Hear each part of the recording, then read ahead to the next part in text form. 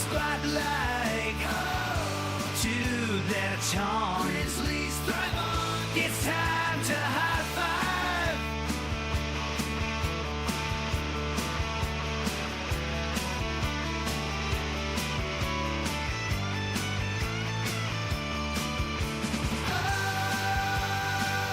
Hit the field, let's run. Grizzlies in the spotlight.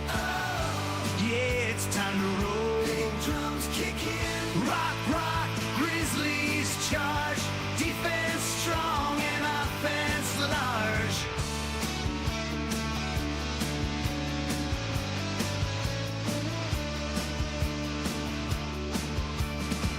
Helmets clash in the small town dome with Brian and Jeff. It's the Grizzlies' home. The crowds roar, echoing beyond the night sky. All fired up, we're set to watch the Grizzlies fly. McMinnville today, it's where we stand with pride. With our Grizzlies marching, it's a thrilling ride.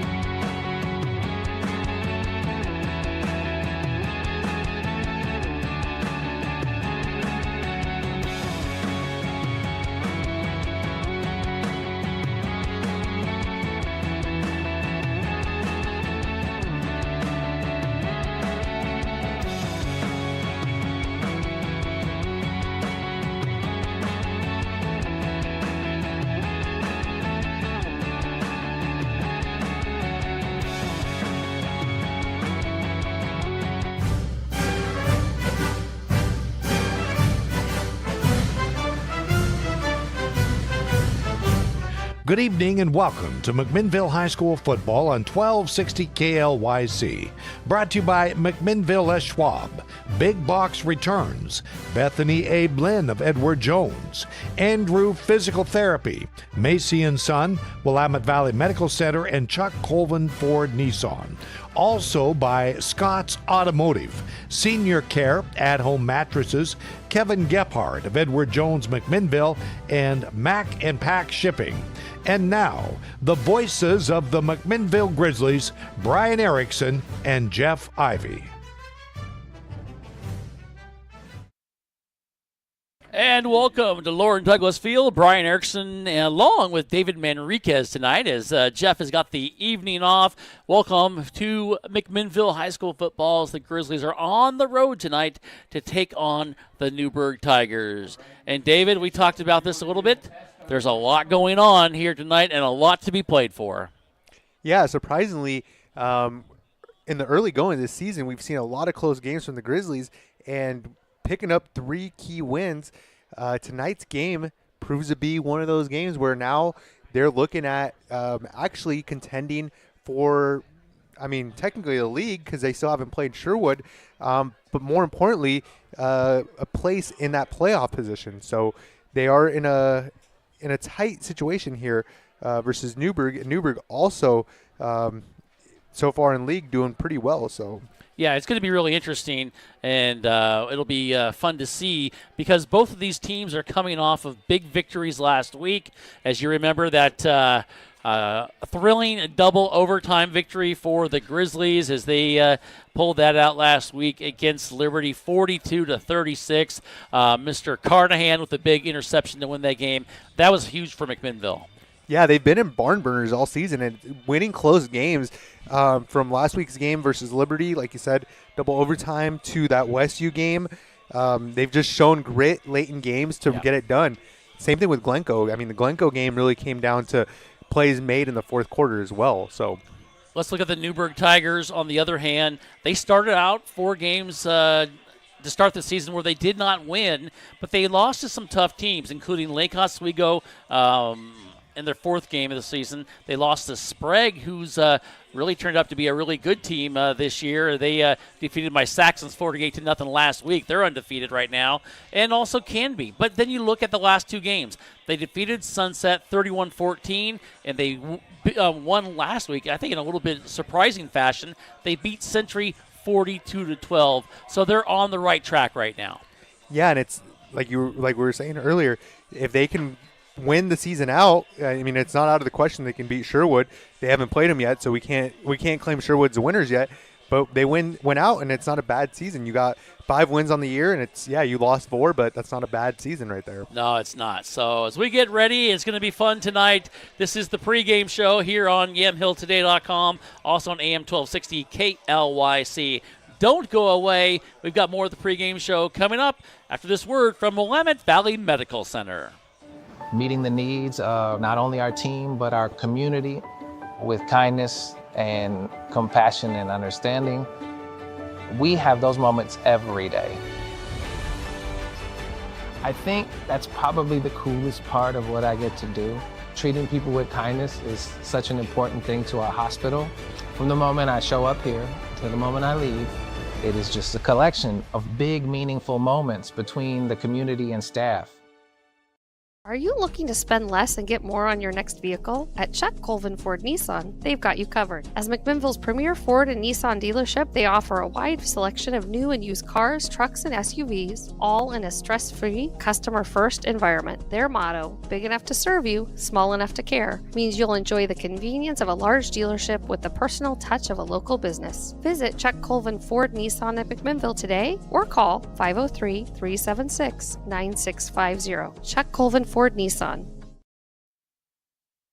As we come back here, Brian Erickson along with David Manriquez. And David, if you don't mind, maybe just doing a little pan around the stadium with the camera to show some of the fans. It's a beautiful setting here. If you get a little bit higher to the trees back there we go. And just a beautiful night here from Newberg High School. High was right around 70 degrees. The fall colors. It's just awesome. It's just an awesome venue once again. We used to do games here, of course, way back when, so I kind of miss doing that, but it's fun to see not a lot has changed, which is always a good thing. We're here for an exciting game tonight as the Grizzlies are here to take on the Tigers in a game where I think it's going to be dominated by defense, Dave. It's going to have to be for both teams, really, because they like to score a lot of points, but if their defense is going to hold the other team, they can score just maybe a few and be okay. Yeah, I mean, I'm not too familiar, obviously, with the Newberg team, but I do know that McMinnville is going to depend on that run. So if Newberg is able to stifle that run for him, McMinnville is going to have to find answers elsewhere, and it's going to be really tough for them, as that's really been their strong point this season. Yeah, last game against Century, Newberg put up 42 points. The week before that against Sunset, they put up 31. So it'll be interesting to see how the Grizzlies come out defensively and make the stop. And we always talk about the line. It's all about the line work, in the trenches. I think the Grizzlies, they've got a couple of guys in there who can make some noise down there and have this year. Mr. Fairbank has won. Also Landon Fay down there. Fanati as well. Yeah, and I mean, I even talked to you about it before the game. It's been surprising because usually McMinnville isn't known for their line, but it seems like the line has really done a great job this year at, setting the tone for this team and helping that offensive rush really get settled in. Yeah, it'll be fun to see how they do. On the other hand, offensively, the Grizzlies, they like to run the ball. They like to do the option. That's something I think they really changed it up this year. I mean, you had Kane Sullivan, who they've gone so far with his arm. They changed it up. They've got Donahue, who's a spark in there, and also Carnahan, Thunder and Lightning. That has been a key, really, for them as well. Yeah, and it's especially with Sullivan. Sullivan, it's like guaranteed 5 yards if he holds onto the ball because of how well Donahue commands the defense to pay attention to him. The linebackers can't relax for one moment because if he gets past that first level and then that second level, that third level, it's hard. He's not easy to take down, and you got to get low and really wrap him up to get him down.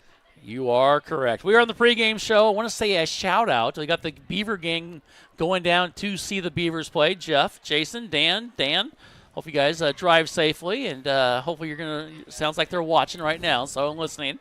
So hopefully you guys have a good time, and have fun golfing tomorrow. I'm going to miss that, unfortunately. They better behave themselves out there in Reno. Always. Oh, yes, big game here tonight. Big game also, Oregon State. We'll talk about that as well. But we are going to see, you got the fans starting to show up. A good section here for McMinnville on the far side. And you've got the Newberg team coming in now as well. And should be fun to see as they are getting into it. It is homecoming. It seems like we always pick the homecoming game for every school we end up going to. So kind of fun to do that. So we'll have a little extended fun with that as well. As you see the Tigers out there, and the Grizzlies are going to come in as well. Tigers going to be in their blue uniforms, and the Grizzlies are going to be in their white with their black tops. Tigers in their gray pants and their, like I said, blue uniforms as well, and their gray helmets with the blue tiger stripes. I like that. Yeah, those helmets are fresh. And Brian, it's the reason that these teams got to schedule MAC on the homecoming is because they know they need that extra energy. They need that extra boost to take these Grizzlies on, especially this season. Should be fun here. All right, they're going to go ahead and do the national anthem. We're going to take a break here and come back with the kickoff here in the pregame show from Newberg High School. Don't go away as we come back after this. Andrew Physical Therapy, Orthopedic and Sports Rehab wants to see you make a full and quick recovery so that you can get back into life and the things that you like to do. Their friendly staff will listen and encourage and guide you through each step of the rehabilitation process.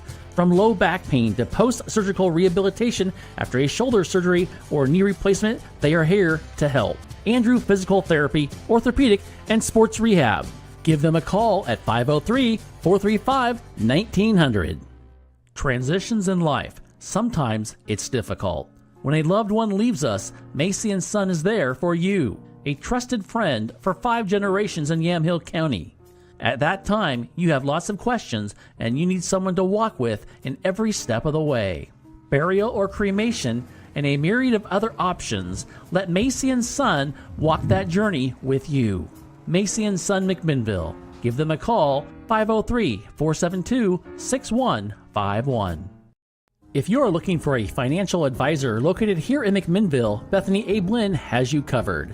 She has a holistic approach and understands what is most important to you, using an established process to build personalized strategies and partnering with you throughout your life to help keep you on track. Her investment philosophy is a long-term approach with an emphasis on quality, durability, historical context, and common sense. Give Bethany at Edward Jones a call at 503-472-0555.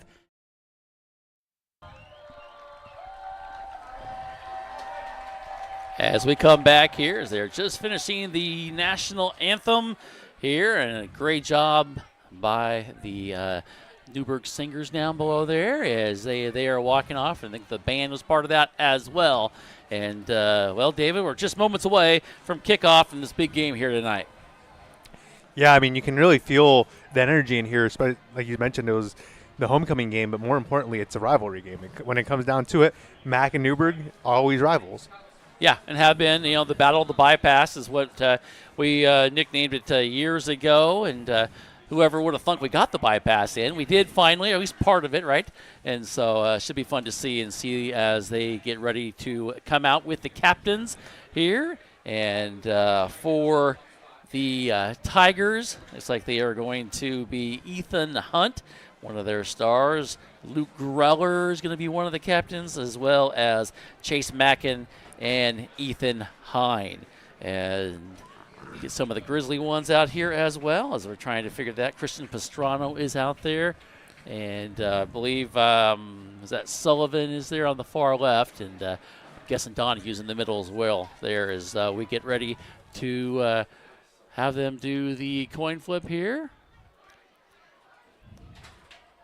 And you can just feel the atmosphere. If you're looking at the JV game before this, you had the freshman game as well yesterday, but JV game went to the other guys. Yeah, it was 38-9 was the final there. So I believe 38 or 39-8, I should say, as they are going to let us know. And it looks like that I didn't see one. Did you, David? No, I didn't. Okay, all right. So I they just saw a point. Okay, saw a they're point talking. and We'll they figure it out. shook hands. Okay, that's the important thing, though. Is you got the start of that. Just a reminder that you are listening to KLYC in McMinnville. Also watching us here on YamHillToday.com as we get ready for the kickoff here from Newberg High School in Lauren Douglas Field. Brian and David here as we get ready, and it's going to be the key now, I think, just establishing the offense for the Grizzlies. If they can do that, that's going to be the key for them. But defensively, they've got to make some stops, and they got to watch out because they've got some guys who can definitely make it happen. I believe one of those guys, Parker Sellner, is one. And just not to give up any big plays. That's going to be one of the keys tonight.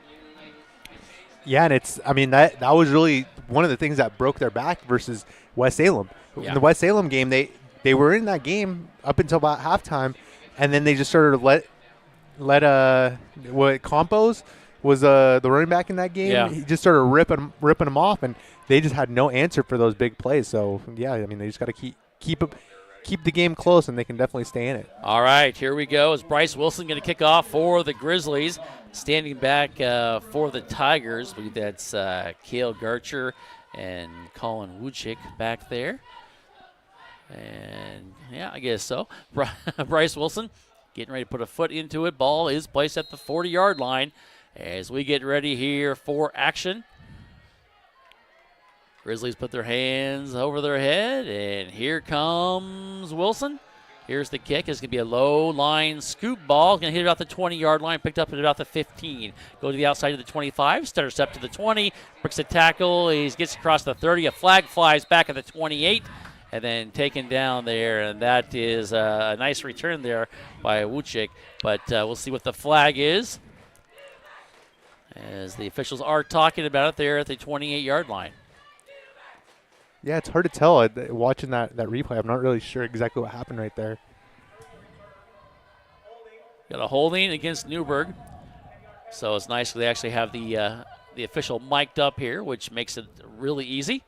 And so they will mark it off. And let's see where they end up spotting the ball way back inside the 20 at the 19-yard line. A 10-yard penalty. And that's where the Tigers will start here in this first quarter. So you're telling me you don't like to guess the calls, Brian? Never, David, never. Here we go as they come out here, and the handoff right up the middle, and it's going to be spinning across the 25-yard line, and a nice pickup there, about 5 yards for the Tigers. So, David, they kind of got the stop there, what they needed, and that's what they're going to have more of, I think, here tonight, definitely. Yeah, and the other thing, too, that seems to have killed the Grizzlies this season is those third down. Even if they end up in a 3rd and long, it seems like sometimes they give up some pretty crazy third down plays. Here we go, shotgun for him. He's under center, I should say. He's going to drop back. He's going to look to the right, rolling to the right, look to run, then throws across the center, has a tight end and cuts across the 40, and then out of bounds at around the 50-yard line. Nice pass there by Sellner to Cole Thomas with the big reception and the big first down. Yeah, and that was an incredible rollout there to the right-hand side. He did a great job and then threw the ball on the run over 2 players, over his own player and a couple defenders, and got it right into the receiver's hands there, and that was just a great play there by the Newberg Tigers. All righty, as they come out here now, as we're trying to just get a few things going. And the Tigers just taking their time, being very deliberate, going to put 2 receivers on the far side, and they got 2 guys in the backfield, possibly to help out in blocking. Grizzlies show blitz, and they're going to hand off to the back, who's going to go forward, and nothing there, and a nice job there. Mr. Fairbank ate him up at the line of scrimmage. Yeah, that was a great tackle there, keeping them from gaining. I was going to say a short game, but it just got right back to the line of scrimmage there. Great job there by the Grizzlies, stuffing it early. Yeah, that's going to be the key, I think, that offensive line, and he did a good job of just coming in there and making that stop once again as they come out here now, and it's going to bring up 2nd down and 10. And they go, and it's going to be a little swing pass over to the far side, and it's going to be about 7-yard pickup there. And let's see, they mark them about 2 yards short at the 41-yard line. Another nice play. They like to do a lot of misdirection plays, David. Yeah, and that was just a really good. I followed the running back on that play, actually. I thought he actually handed the ball off, so that was a great play. Now, if he can fool us up here, I mean, watch out, right? Going to bring up 3rd down and 2 as the ball is sitting at the 41-yard line of the Grizzlies. Here we go, shotgun formation once again. Zellner is going to hand it off. First back goes right through, nothing there. Oh, now goes right through a tackle, and nobody there to tackle him, I should say. And a big run there for Mackin. Mackin, the junior, gets a first down or more to the 32-yard line for the Tigers. Yeah, our Newberg offense is just tearing right through this Grizzly defense right here in the early going. As we come in here, you can see the scoreboard there, David, on your side. How much time's left? 9:28. All right, you got a better angle than I'm hidden here in the corner. So 9:28 to go in the first quarter. Shotgun formation now, and they're going to throw it. They throw it on the far side. It's intercepted at the 20-yard line. It's Wilson, who right place, right time, crossing pattern, overthrown, maybe thrown behind the receiver, and Wilson was there for the interception and the big stop for McMinnville. Yeah, I mean, right after I say the defense is getting torn through, we come up with a great interception there, and it looks like he just got – the target was just missed slightly over his head. Quarterback just barely overthrew that, but it looked like he had some time there. So, just good play there by the Grizzlies. I think also Chance happened to be there at the right place at the right time. So, all righty, as they came in there, and Bryce Wilson with the big interception, and right place, right time. And here we go for Sullivan. They're going to run that option. They're going to pitch it here to Donahue. Donahue's going to try to cut it up. He's going to be upended, not before he gets to the 25-yard line. Just gain a little over, maybe 3, just outside of the 24. And they're going to mark him back inside the 24, I should say. So definitely a gain of 3. Yeah, but this is kind of what McMinnville is going to give Newberg all night, is just a steady dose of running that football. And whether it's short gains or long gains, they're going to stick to that run tonight. Yeah, and that's something definitely that they have changed up this year, and it worked for them last week in their victory against Liberty. And here we go. You got Carnahan in motion, and they're going to go, and they're going to go. Fumble. Oh, no. And that's a touchdown right there, Brian. Wow. And it looked like Sullivan just kind of mishandled the ball as it got. Oh, no, it wasn't Explain on the hike. Dave. Go ahead. Sorry, no, I was trying to understand exactly what happened there. It looks like he mishandled the ball when he was trying to hand the ball off. I thought it was initially on the snap, but he actually mishandled it as he tried to fake the handoff to Donahue there and then just lost the ball. Newberg came up and quickly ate that ball up and ran it right into the end zone. They will kick the extra point now, and they come on here now to kick the extra point. Will be Ethan Johnson. Johnson, the senior. He's a left-footed kicker. Here's the snap. The kick is up, and the kick is good. All righty. With 8:25 left to go in the first quarter, the Tigers, they strike first, and, they strike in unorthodox way as well, as the Grizzlies did come up with the stop. Unfortunately, they could not stop turning it over as well, and because of that, Tigers lead 7-0. Don't go away. We've got more coming up after this timeout. Check it out. Big Box has got coolers, the big ones. Big Box is pots and pan sets. Big Box returns and wiper blades. Big Box is pet Halloween apparel.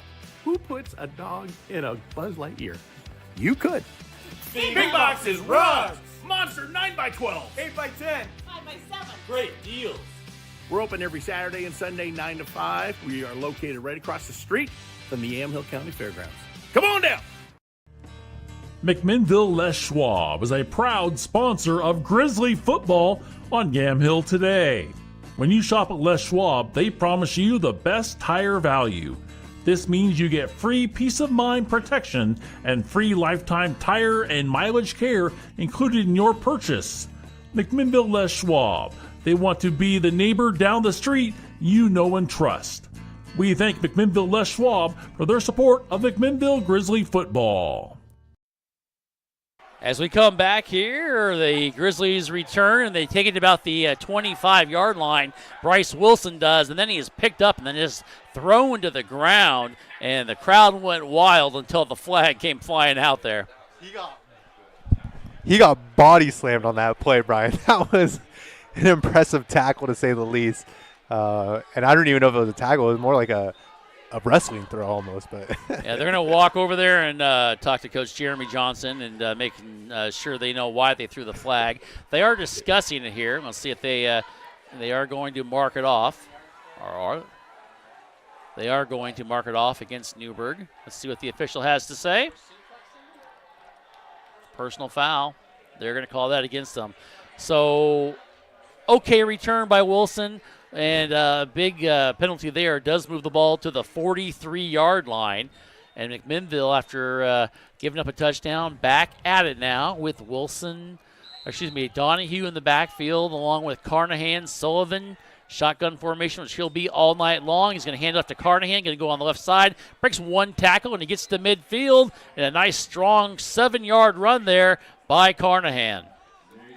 Yeah, McMinnville catching the early breaks here in the early going. Let's see if they can pick up a little bit of momentum here with that run and make something of this good field position that they got from the penalty. They're saying that's Chase Walters out there. We're going to have to double check on that because it's been Carnahan running the ball there as well. So let's see. It does look like Carnahan up there. But here we go. Sullivan shotgun formation. He's going to roll. He's going to pitch it over on the far side, and he's going to cut it up, and he's going to get a first down. He gets 45, the 40, and then pushed out of bounds or thrown out of bounds at the 35-yard line. And a nice run there by the Grizzlies. And that's something they do now all the time, Dave. We talk about that student body right, student body left. They want to just keep moving the ball, and they will punch it up in the middle as well.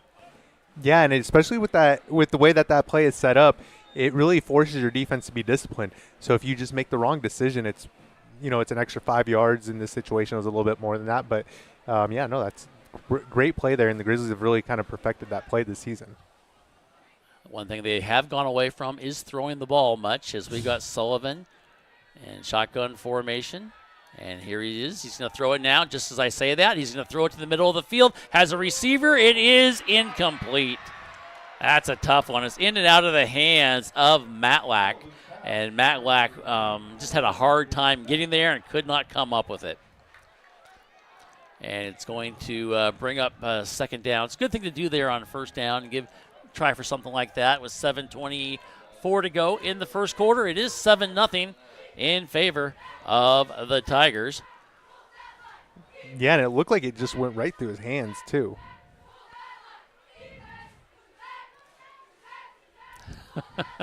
And David's had some struggles here with the you're going to have that really loose, and this is going to be the thing you're going to have to work with a little bit. Okay. All righty, here we go. Back to action here is he's going to throw. No, he's going to hand it off on the far side. Going to break through tackle inside the 25-yard line and a nice big run of about 14 yards to the 20-yard line. So right now the offensive line is getting the job done, David. Yeah, and it's breaking off the runs the way the Grizzlies need to. Almost even got that reception there where, like you mentioned, the pass game has not been their strength this season, but they're doing a good job here so far with the run game. Yeah, and that's going to be what they need to keep doing as they get ready to keep going. And let's go. It's going to bring up first down as the ball is placed just outside the 20-yard line. Shotgun formation. And he's going to look to throw. Throws it over there, and he tries to get a receiver. It's Wilson. Wilson laid out for it. Could not come up with it, unfortunately, though. Yeah, and it looked like he actually put it on target there, too. Well, it looks like it may have been just a little too far as well as they get ready to bring up second down. Yeah, his range is probably not that much for a high school receiver. Yeah. Yeah, you can only do what you can do, right? Yeah. All right, as they come up here now on this big second down. And here we go, and it's going to be a delayed handoff, and it's going to be run right up the middle, another 5-yard gain. If they can do that all day long, they'll be happy with that. Yeah, and that was just a good little fake handoff to the first guy running, and then that second runner just had a little bit of space, and he made the most out of it. Donahue only needs a little bit of space, and he makes a lot of space with that. Yeah, he does. As they come up here now and come up very slowly, and that's okay. We'll take that every time as they're going to get 5 yards every time. That's going to be very, very nice as they come up there. And now they're going to throw it. Sullivan drops back. Now he's going to run to the right side. Now he's going to try to go up the middle. Nothing there. We got flags flying. He's going to be pushed out of bounds and then hit hard near the sideline. And a good job there by Newberg staying with him because he was all over the place there. Yeah, unfortunately, when the flag flies in those situations, Brian, it tends to be a hold. So let's wait and see what happens here. But I'm not holding my breath here for the Grizzlies. Yeah, that's I would guess that's probably what it is going to be called. It is going to be a 10-yard penalty as they move it on back. Yeah, and it's tough when your quarterback starts scrambling like that. It's tough as a lineman to know exactly where he's at, and that's when you end up with those situations. Yeah, it's not what you want to do. Unfortunately, they are hurting themselves now, making up a long third down.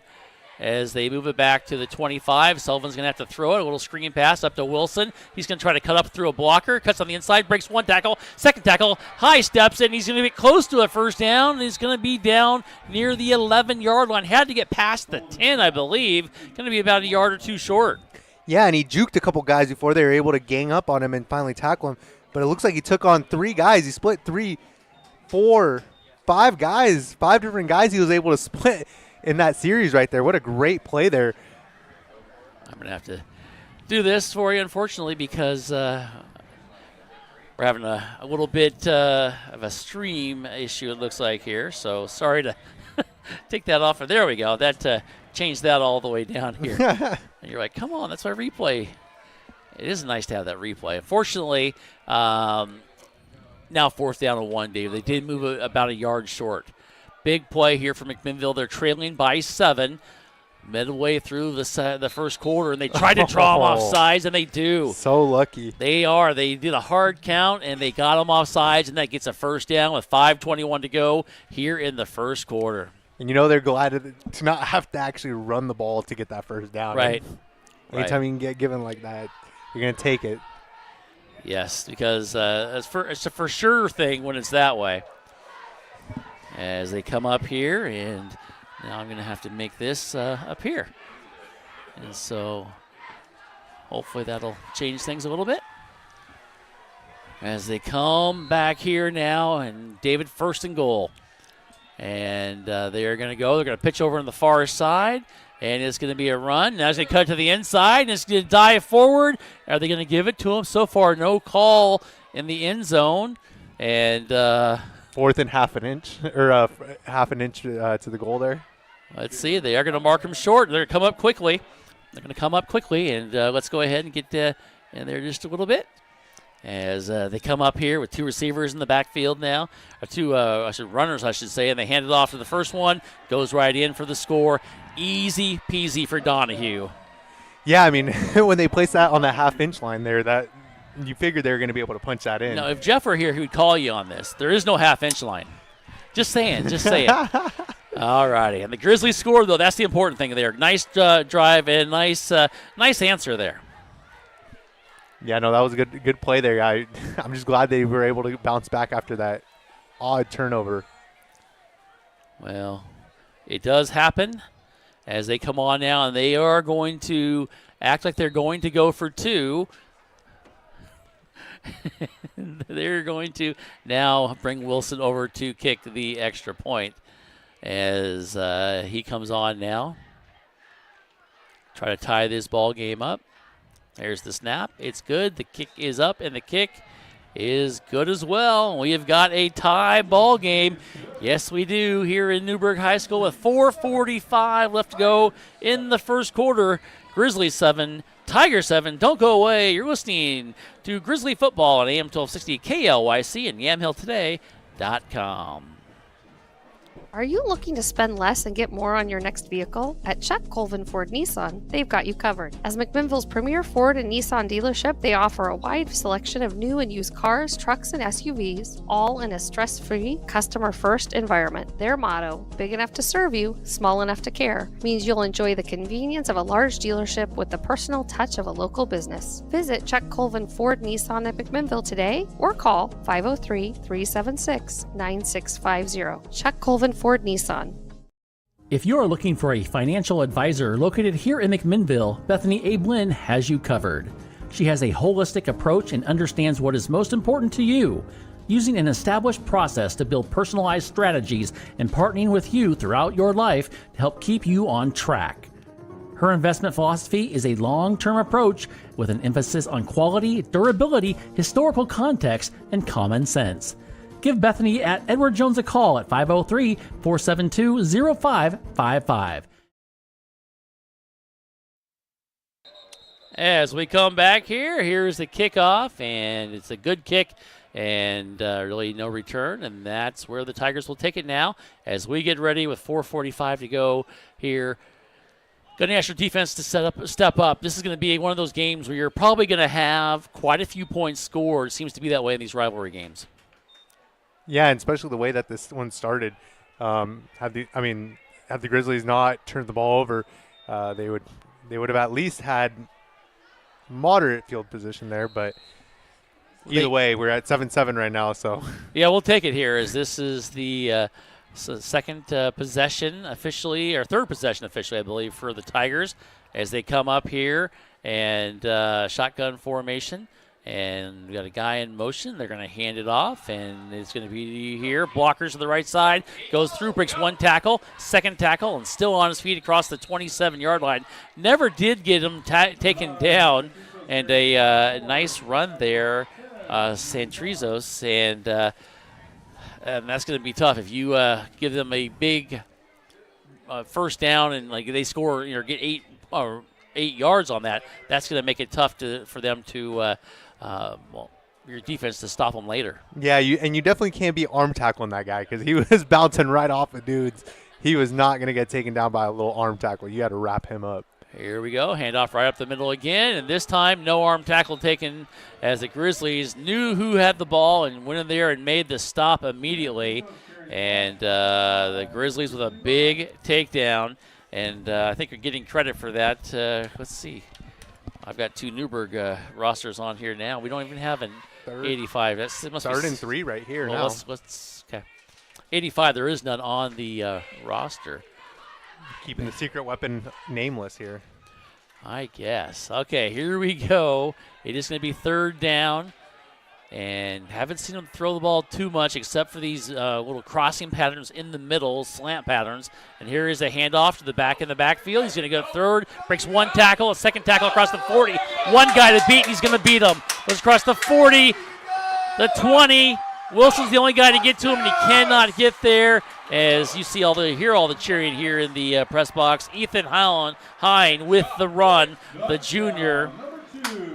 Wow. Big run there. Broke a lot of tackles, 60-plus yards. Yeah, and they just brought him over on the motion, and he just ran right through a bunch of guys. And then once Bryce and Wilson tried to come across to tackle him, he just juked him and then wasn't able to get back to him. That was a great run there by Newberg. And it was 3rd and 3. They converted that and also got a touchdown there. All righty, as they get ready to kick. Here is the snap. The kick is up, and the kick is good. Get that marked down as they now lead. Tigers do 14-7 with 2:52 left to go in the first quarter. This game's got everything. We've talked about it and a little bit more. Don't go away. We've got more coming up here from YamhillToday.com and KLYC 1260. Meeting the needs of not only our team, but our community with kindness and compassion and understanding. We have those moments every day. I think that's probably the coolest part of what I get to do. Treating people with kindness is such an important thing to our hospital. From the moment I show up here to the moment I leave, it is just a collection of big, meaningful moments between the community and staff. Check it out. Big Box has got coolers. The big ones. Big Box is pots and pan sets. Big Box returns and wiper blades. Big Box is pet Halloween apparel. Who puts a dog in a Buzz Lightyear? You could. Big Box is rugs. Monster 9x12. 8x10. 5x7. Great deals. We're open every Saturday and Sunday 9 to 5. We are located right across the street from the Yamhill County Fairgrounds. Come on down. All right, as we come back to action, here is the kick. It goes deep in there, and they try to get a return. Not much of a return there, and now the Grizzlies have a lot of real estate to work with. Yeah, they're not getting blessed with a penalty this time or a good field position in that situation. So yeah, no, it's gonna have to be a overall team effort here to try to get that ball up and down the field to get a score. Just a reminder, you've got Oregon State football here in AM 1260 KLYC tomorrow. That game is a 4:30 game, so we'll have a 2:30 pregame show. You can hear all the action here on AM 1260 KLYC. I said tomorrow, it's Saturday, I should say. I'm so not used to these Thursday night games. Here we go. Shotgun formation for the Grizzlies. Yeah, I mean, it's just not right when there's a football game on a Thursday night and it's a high school game that, it's supposed to be a Friday night game. I'll take a Thursday night game. One a year is pretty nice, as we got a flag on the field. Looks like it's going to go against McMinnville, but it's nice to mix it up a little bit. It allows us to go to another Friday night game, possibly. I'm going to go to a Springfield game tomorrow night, and then go to the Oregon State game, which should be fun. That's true. Yeah, 3 days of football. It's not a bad deal, right? Yeah, if I could get Seahawks tickets, it'd be great. Wouldn't mind going to that Chargers Broncos game. Here we go. Here is the Grizzlies. Going to hand it off right up the middle and going to get short yardage. Looks like to about the 15. Let's move it back to the inside the 13-yard line almost. Wow. As we are here, and I'm going to give you a time check just because it's so hard. 2:25 in the first quarter, as it is 14-7, our score in favor of the Tigers. Yeah, we might finally get a punt here. Who knows? Well, let's hopefully not. This is going to bring up 2nd down and 11, because that'd be us. Yes. Here we go. Sullivan, shotgun formation. You got Donahue in the backfield. 3 receivers here on the near side. And he's going to throw it to the far side. A little slant pattern to Wilson. Wilson's going to get it. He's going to break a tackle and get it close to a first down, depending on the spot of the ball. He's inside the 25, and the far official is definitely across the first down. They are going to give it to him. First down, Grizzlies. Nice. That was a great little run there. And what has not been one of the Grizzlies' strengths this season is that pass game, but it came through at the right time. And he weaved that ball in a tight little window there. Now, it just shows you how important Wilson is to this team. He does it all, both sides of the ball, including special teams, kicking the ball as well. Yeah, the kicking game has been solid this year. Yes, it has. Here we go. It is 14-7, shotgun formation. And Sullivan's going to hand it off to Donahue, who's taken down immediately in the backfield. Wow, he came in fast. The Newberg Tiger coming in there is Austin Phillips, I believe, 6'3", 255. Hard to stop him. Yeah, Phillips did a great job there. He just busted up the point of attack there and just wrapped up Donahue and took him down very quickly. And it's going to bring up with the loss, 2nd down, about 14, back at the 21-yard line, as we are at 44 seconds and counting here in the first quarter. 14-7, Newberg with the lead. Sullivan, shotgun formation. Here he goes. He's going to keep it. He's looking over the center of the field. Now he's got to run. He's got pressure. He's got 3 guys on him. He's just going to throw it away, and he does, and he throws it deep into almost the fans. He does get it across the line of scrimmage, so he is going to be okay. Going to bring up a long 3rd down now. Yeah, I couldn't tell if he was trying to throw to one of those guys that was downfield. They did have coverage on them, but you never know. Sometimes you got to fling it out there. I think they tried to get something, try maybe a little screen, and then all of a sudden it was closed up really quickly on this good Newberg team. They've got some speed. They're definitely showing it right now. It's going to bring up 3rd down and 14. They've got to get to the 35-yard line. Here we go. And he's going to go, and Sullivan is nothing there. He's going to try to keep it and run up the middle, and he is going to be taken down. And he got maybe a yard. Everything just closed up so quickly. Yeah, that play got busted up very quick there. Yeah. And that whole series kind of the tone was set early on in that first down when you saw Phillips bust up the play really quickly. I mean, it looked like he went in there untouched. He obviously got blocked a little bit, but he just did such a great job at busting through that point of attack. He just made it look like no one touched him. All righty, that ends the first quarter of play. Our score after 1. Newberg leads 14-7. Grizzlies on to punt. Don't go away. Here's a word from Willamette Valley Medical Center. Meeting the needs of not only our team, but our community with kindness and compassion and understanding. We have those moments every day. I think that's probably the coolest part of what I get to do. Treating people with kindness is such an important thing to our hospital. From the moment I show up here to the moment I leave, it is just a collection of big, meaningful moments between the community and staff.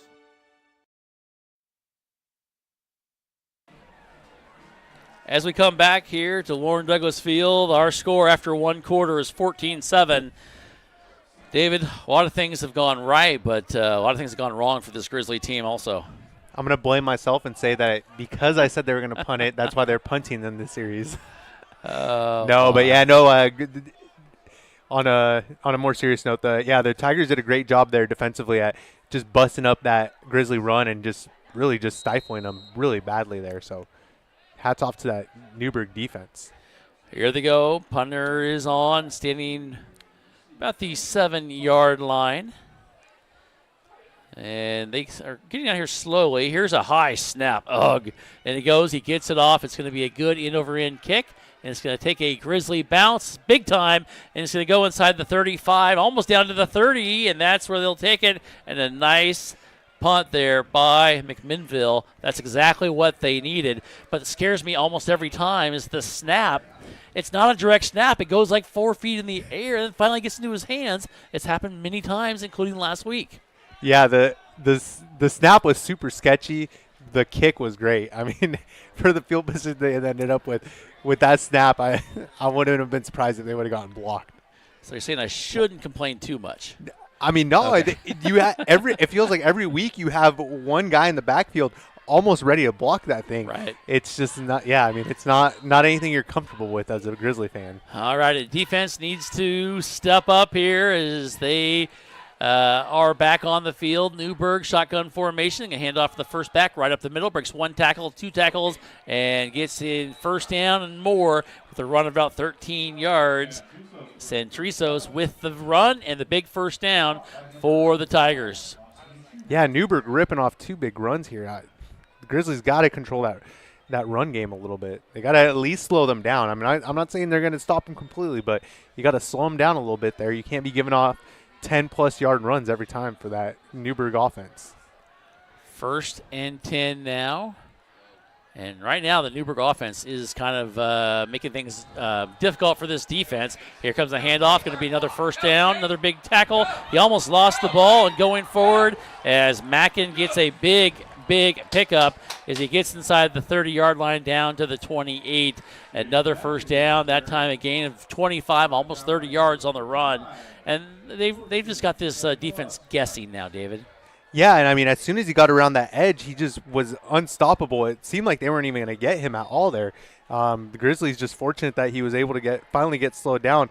But it was a huge block there on the edge there by number 9, Santarizos. That was a huge block. He pancaked that guy straight into the ground. Oh, my goodness. Is in the backfield. They're not going to hand it off to him. They're going to throw. They throw for the end zone. Have a receiver. It's incomplete.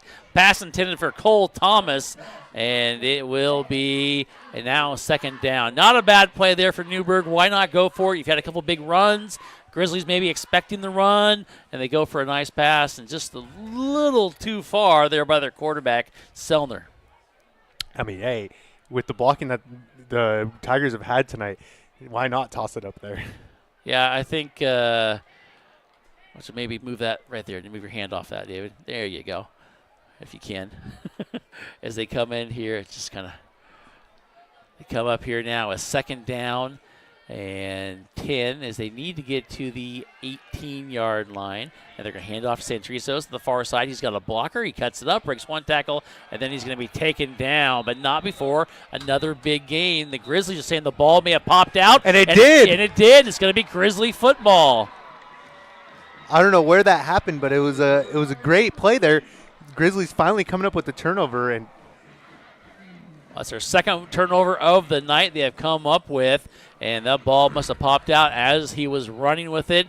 And you can see the sidelines. I was kind of looking over there going, why are they cheering and yelling for this play that gains almost 7 yards? And then, well, the reason is the ball popped out. And it will be McMinnville ball now, 1st and 10 from the 23, 22-yard line. As we come up here now for the Grizzlies, trailing 14-7. Yeah, and it looked like he got stripped as he was going down there. That was a great little play there by the defense. That is a big play. They have made a couple big plays now here tonight with the interception also as they come up here, and they're going to pitch it to the right side and trying to cut the corner is Donahue, and he's going to be thrown out of bounds. May have got a half yard, if that. Yeah, it kind of worked against him there to try to create more space and get around that edge. Newberg did a great job at closing down the ground there and just throwing him out of bounds there for no gain but no loss as well. So that's very, very close to the line of scrimmage. 2nd down, and it just shows you the speed of this Newberg team here tonight. They have impressed me with that so far. It is 14-7. Grizzlies come up here now. Second down. Sullivan's going to look to throw. He's going to throw to the far side. He's throwing a long ways, and it is almost caught by Wilson. Wilson turned to the inside. Ball was to the outside. He kind of had to do like a pirouette in the midair, and it drops incomplete. If he would have caught that, would have been miraculous, really. And the interesting thing is they had two defenders in on the play as well. Yeah, it looked like it was almost right in the breadbasket there. That was, I didn't think it was going to even be close. Fortunately, it didn't. It could have been picked off as well. You had two defenders out there as well. As we come back to action, and we've got two receivers over on the far side for the Grizzlies. Shotgun formation for Sullivan. Sullivan's going to look to the right. He's going to keep it. He's going to try to find a blocker, and that's Fairbank, and he has to spin around. Now he's going to the other side. He's going to break another tackle, and he's going to get hit hard. And all that for maybe a half a yard is all he got. Yeah, he danced around. It looked initially like he had created enough space to make a good run there, but Newberg did a great job at recovering there and tackling him. Grizzlies now are going to have to punt as they come on here now, and I believe their second punt. Hopefully they'll have a nice, strong snap there as we've been looking for. Justin Stalker looks like he's going to be back there to punt, as they are going to take their time. It is fourth, and maybe see if they can maybe draw somebody. They are showing that they are going to come after this punt. High snap once again. They get it off. They almost got to him, but another good punt, and they did a good job. Is going to take a Tiger bounce this time and go backwards, and it's going to stay in Grizzly territory as the ball is going to be placed near the 48-yard line. And so this time, an okay punt, not a miraculous one like we got earlier with 9:08 left to go in the first quarter. It is 14-7. Tigers with the lead, and Tigers now with the ball once again. Yeah, and then this time the Grizzlies did not get lucky with that punt. The snap may have looked even worse than the last one. You never know with that snap. It has been interesting every time we have that. Here we go. Tigers trying to increase their lead. They lead by 7. Shotgun formation, and they are going to run the ball right up the middle, breaking maybe a one tackle going forward inside the 44-yard line. And that was Mackin with the run. And if you can do that all night long, you're going to go and get, as we say, 5 yards in a cloud of pellets, right? Yeah, I mean, this Newberg offense is just ripping these runs off and doing a great job. Outside of 2 odd turnovers there, Newberg has had just a really good game offensively so far. Yeah, I think it's one thing is the turnovers are keeping this Grizzly team in it right now. Here we go, a little fly sweep, and they're going to try to cut it up, and a short gain there. Good job defensively. That's Jason Clement with the run, and he may have got down to the 42-yard line, maybe the 43 where the spot is. And they put it down there. Put it a little bit in the Grizzly favor there. His ball is outside of the 43-yard line. Going to bring up third down and let's call it a short 5 yards. Yep, looks like 5 there. So if you're McMinnville, what are you expecting Newberg to do on this play here? Just run it. They are doing so good with the run right now. I'd be surprised if they threw it. But they might throw it, Catch the Grizzlies off guard there. That is the ultimate goal, right? Here we go as Sellner draws back. He's going to throw it. He's going to drop it off to his back, and it hit hard, and it's going to be a loss. Is that Wilson, I believe? It is. Loses his own helmet and comes up with a huge play as he made the tackle on Centrizos, and a nice job at being in the right spot. It's going to be a loss of a couple yards for the Tigers, making it 3 yards all the way back to the 47-yard line. Wilson knew that play was coming. Yeah, I mean, that's the difference between Wilson and myself.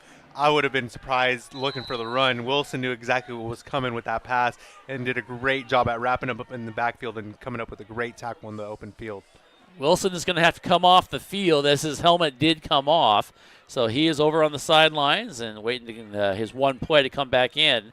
But this is a big play. I know he wants to be out there. He's a guy who wants to be out there for every single play, and I'm sure it's hurting him. But it's 4th down and 9 now. For the Tigers, they've got to get to the 38-yard line. Here we go. They're going to walk over here, looking. Sellers going to throw it. He has a receiver. Incomplete. In and out of the hands of Hine. It was right there, and that is going to be a turnover on downs now. And that was an interesting play call on that 4th down, as now they will give the ball over to the Grizzlies at the Grizzlies' own 47-yard line. I mean, the quarterback did a good job at putting that ball right in his hands. He just wasn't able to hold on to it. But that was not a bad play call there for Newberg. Outside of giving up a little bit of field position here, you got to feel like they were moving with a little bit of confidence there. Yeah, I think you're right. The confidence is there because they do lead 14-7, and they are doing a good job as we get ready to come back to action here. And the Grizzlies will get it now, 1st and 10. And let's see if they can kind of get things going as we've got a flag just like that, and it's going to be offsides against Newberg.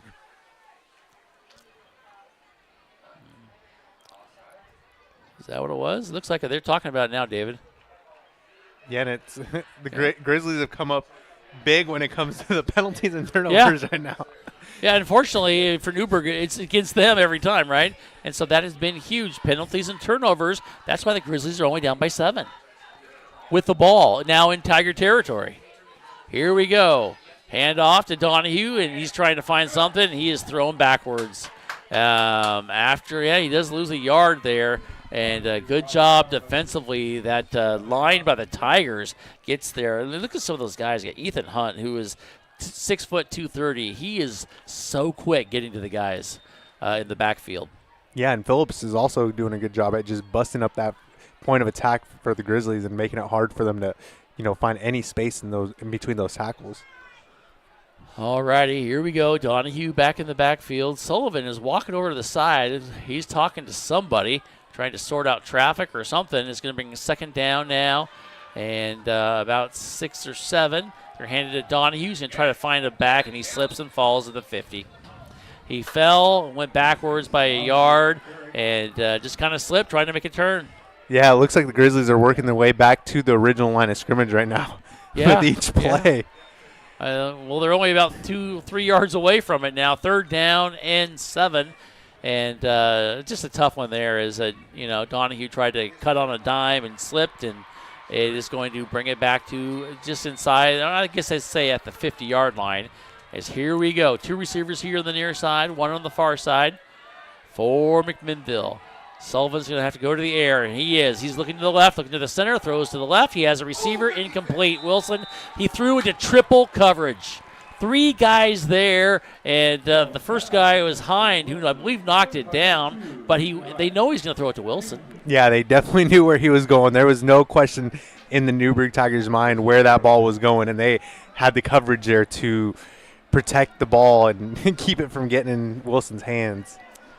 All righty, they are going to maybe go for it here. It is 3rd down now. 3rd down, they got to get to the 43-yard line. And here we go. 2 receivers here on the near side. Do we have a switch? A little crossing pattern. They're going to look. They're going to throw to the left. Has a receiver. Guess who? Wilson. They throw it up, in and out of his hands, and it is incomplete. The ball popped in and out of Wilson's hand, and they're going to double cover him all night long. It sure looks like, doesn't it? Yeah, I mean, that's all you got to do there, especially because that's exactly where the ball is going.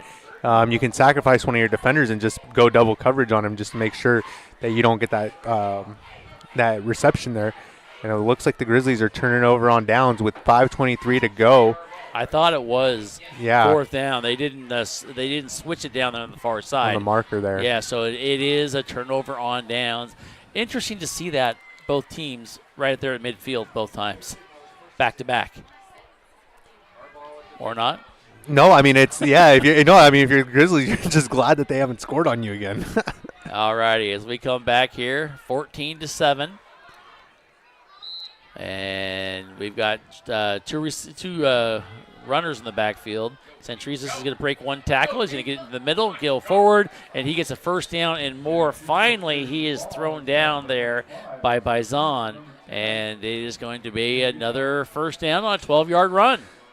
Yeah, I mean, at this point for the Grizzlies, anytime we see something that isn't a 2010 15-yard run is kind of a good thing right now. Yeah, I mean, seriously, if you take away those turnovers, we have a whole different ball game here, don't we? Here we go, and they're going to hand it off, and a little scoop pass on the far side, breaking a tackle, going forward is Mackin, and now, once again, Mackin with about a 9-10-yard run, depending on the spot. Looks like he's getting another first down. They do. Yeah, it looked like he ripped that off for about 12 yards there. Yeah, just getting too easy for Mackin over there. As they come up here now, going to bring first down and 10. This is homecoming night here, as there's 4:47 to go. We'll bring you some scores at halftime, and we'll talk Oregon State, and talk about this game a little bit as well as we come back here. First and 10. Ball sitting at the 28-yard line, inside the 28-yard line. Looks like Tigers are taking their time now. Here is the handoff here in the near side, and try to go. There's a push in the back, no call by the official, and it's going to be a little fly sweep there by Jason Clement. And Clement with a gain of about 5 yards. Once again, as we said, 5 yards in the cloud of pellets. Yeah, if the Grizzlies don't get it together here, we're going to be talking Tigers here at halftime. They do have the lead, and the good thing for McMinnville is they will get the second half kickoff. As we go, one receiver, lone receiver on the far side.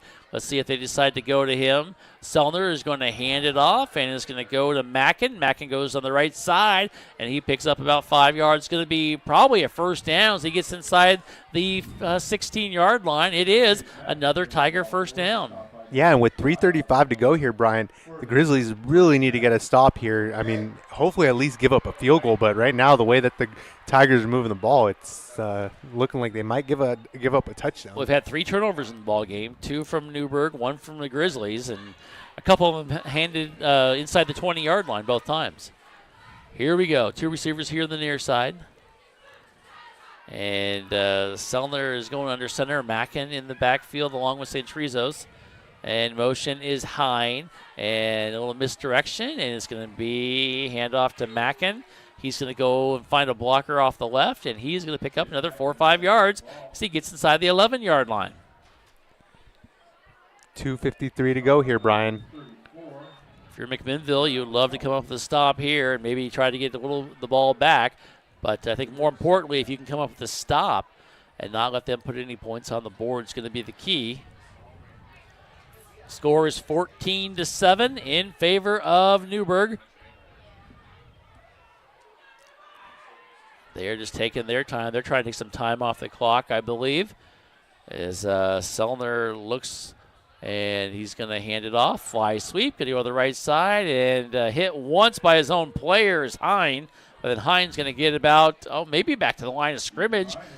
Inside the 10-yard line. Looks like he had one of his pulling guards or something who actually may have hit him first, and then he was taken down by the Grizzlies as he got to the 10-yard line. It's going to be third down and 3.5, 4 yards. That's all the Grizzlies need is the Tigers to slow themselves down.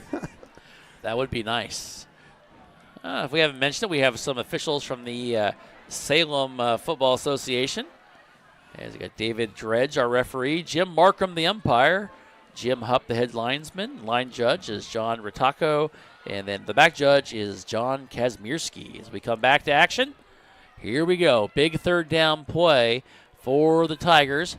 They get the 5-second mark. They're going to keep it. Selden's going to roll right up the middle, and he's going to get it into the end zone and just knocked his way through, and he puts in the score. And a big run there by Sellner. Yeah, and he just went right through that tackle. That looked like it was Austin Schoof there that just got trucked. That's a tough one as they do put some more points on the board. And if you're McMinnville, you want to answer quickly as you come on here. You still have a little bit of time here in the second quarter, 1:26 to be exact, as they come on to kick the extra point. Left-footed kicker puts it up and puts it through to make it 21-7 thanks to Ethan Johnson's kick.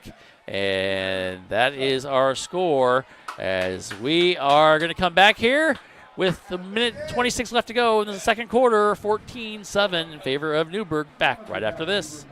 Check it out. Big Box has got coolers, the big ones. Big Box is pots and pan sets. Big Box returns and wiper blades. Big Box is pet Halloween apparel. Who puts a dog in a Buzz Lightyear? You could. Big Box is rugs. Monster 9x12. 8x10. 5x7. Great deals. We're open every Saturday and Sunday 9 to 5. We are located right across the street from the Yamhill County Fairgrounds. Come on down. If you are looking for a financial advisor located here in McMinnville, Bethany A. Blinn has you covered. She has a holistic approach and understands what is most important to you, using an established process to build personalized strategies and partnering with you throughout your life to help keep you on track. Her investment philosophy is a long-term approach with an emphasis on quality, durability, historical context, and common sense. Give Bethany at Edward Jones a call at 503-472-0555. As we come back to action, here is the kick. Taking it across the 15, 20, 25, still on his feet and pushing down near the 30-yard line. And a pretty good return for the Grizzlies, but they've got a long way to go as the ball is placed at the 28-yard line.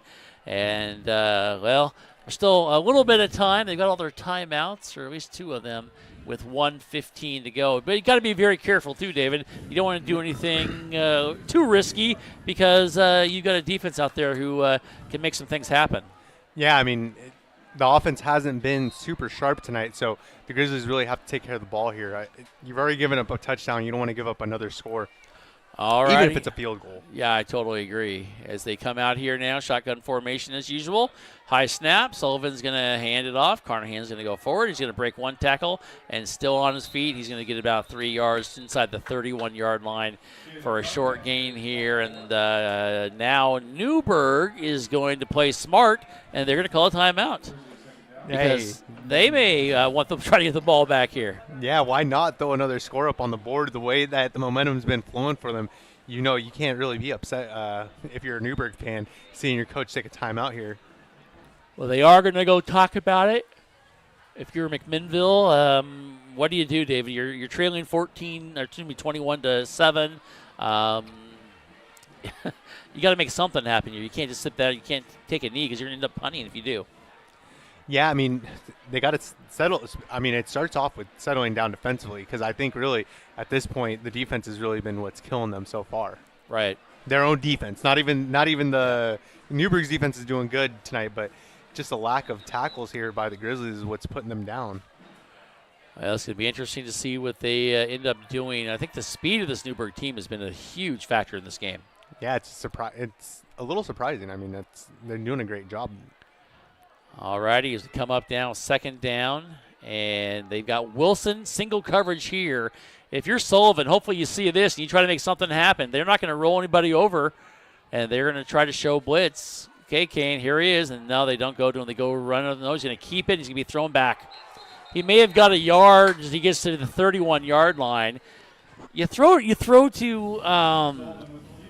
your wide receiver who has been so key in Wilson when he's double, triple covered. You've got single coverage right there, and I don't think Kane saw that, and it's now going to bring up third down and long, and another timeout by Newberg. Not only that, but there was no help over the top. There's no safeties on that play. As the timeout comes in, we'll keep it right here as we're at 59 seconds. It's like no time has gone off the clock here, and Newberg might get the ball back. Not enough, definitely. And if you're McMinnville now, third down, you got to try to make something happen. If you're too conservative, try to go right up the middle, then you're going to end up punting the ball and give them a few seconds. But also, you don't want to get an interception or have a turnover here. Yeah, I mean, but that goes right back to the situation there. It seemed like in that coverage, in that situation, you had a great matchup, and then now you look at it, they got safeties in there now. All righty, here we go. They do have everybody covered plus, and Sullivan is looking over. Coaching staff giving them some direction. Here we go. Big third down play. 3rd and 6.5. He's going to keep it. He's going to pitch it to Donahue. He's got a blocker. He's going to get a first down to more across the 40 to 45, and a huge first down for the Grizzlies. And now they're going to try to go fast because there's not much time left. We are 52. down to 51 seconds and counting. Here we go. Here on the near side, let's see. Where's Sullivan? He's here on the near side. Along with him is Caleb Long. And he got single coverage. Sullivan's going to look for him. He's going to look across the middle. He's going to double pump. He's going to throw for him. There he is. Wilson catches the 20-yard line. One guy to beat. He's tripped up at the 10. Bryce Wilson with a huge reception and a perfect pass from Kane. And Kane gets it down to the 7-yard line. And the Grizzlies are going to call a timeout with 29 seconds to go. That's exactly what they needed. Not what I was expecting at all either. I mean, Newberg knew Wilson was the receiver they were trying to throw to there. Somehow he got enough space to get open, and what a great pass there, right in the hands. I mean, they've been just slightly off. Their timing, their connection has just been slightly off tonight. So to finally see them able to connect there was great, and Wilson just did a great job there getting in the open field and getting all the way down there, man. That's a great play there for the Grizzlies. Sullivan throws a great ball, and right there was his best ball of the year, it looks like, because he has struggled throughout this season throwing the ball. But a huge play and a nice job by Bryce to see it right into his hands. And now they have to effectively score here, I think, David, because it's 29 seconds to go. They are trailing 21-7, and they will get the ball back as we start the second half. But you want to put some points up here right now if you can.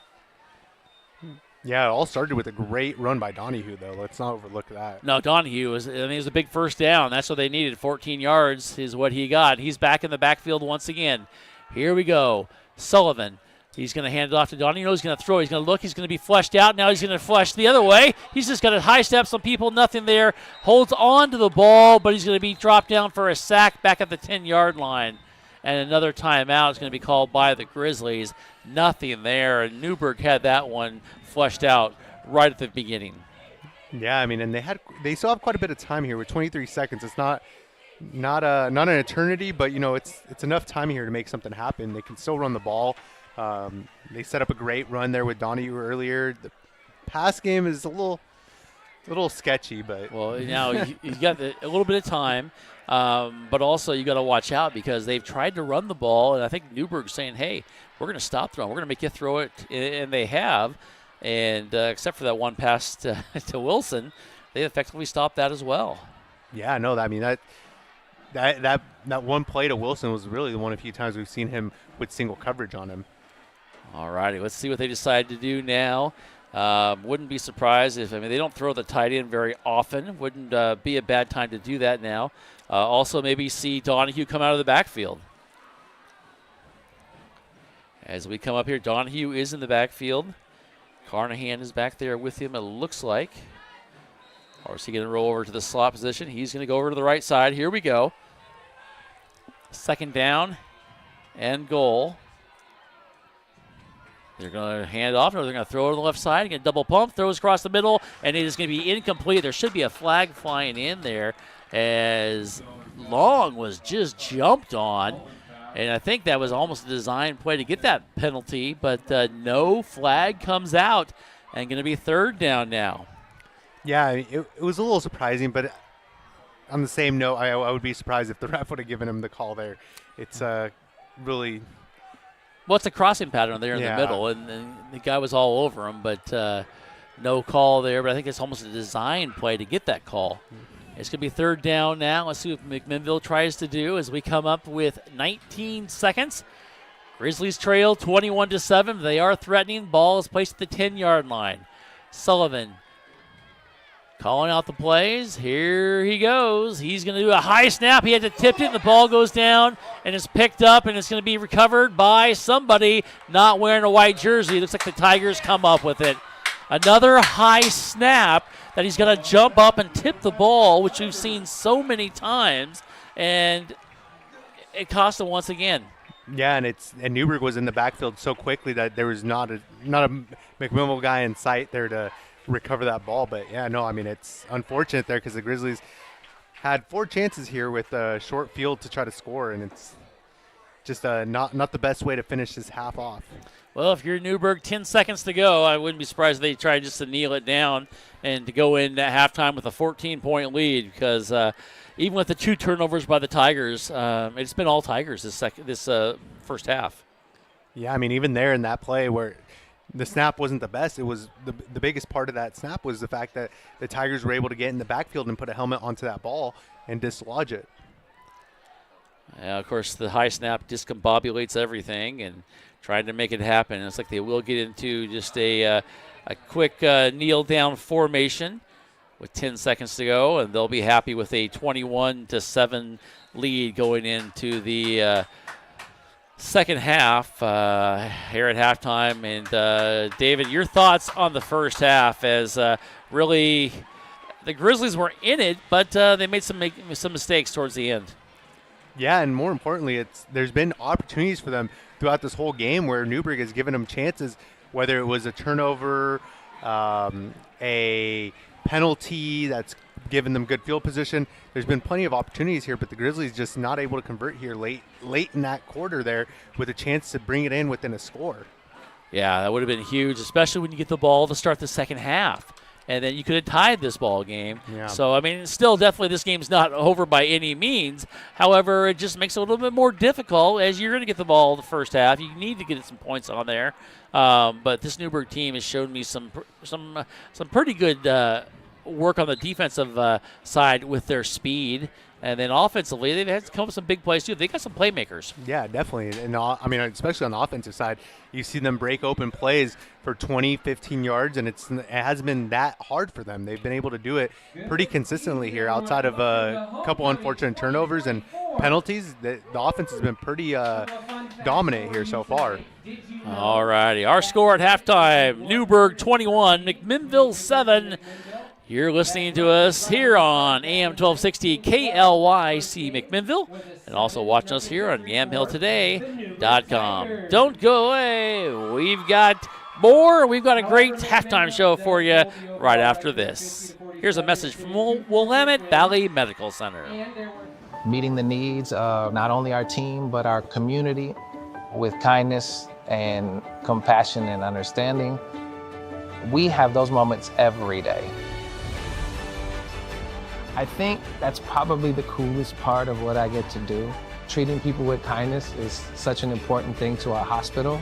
From the moment I show up here to the moment I leave, it is just a collection of big, meaningful moments between the community and staff.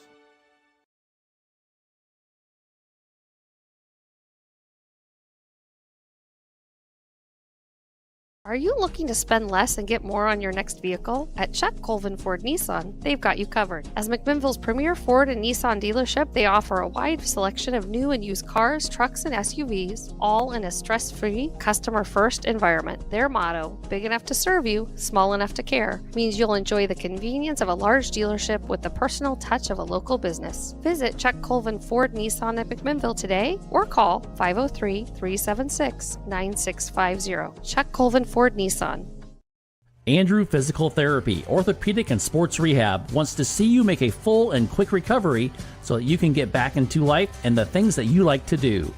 Their friendly staff will listen and encourage and guide you through each step of the rehabilitation process, from low back pain to post-surgical rehabilitation after a shoulder surgery or knee replacement. They are here to help. Andrew Physical Therapy, Orthopedic and Sports Rehab. Give them a call at 503-435-1900.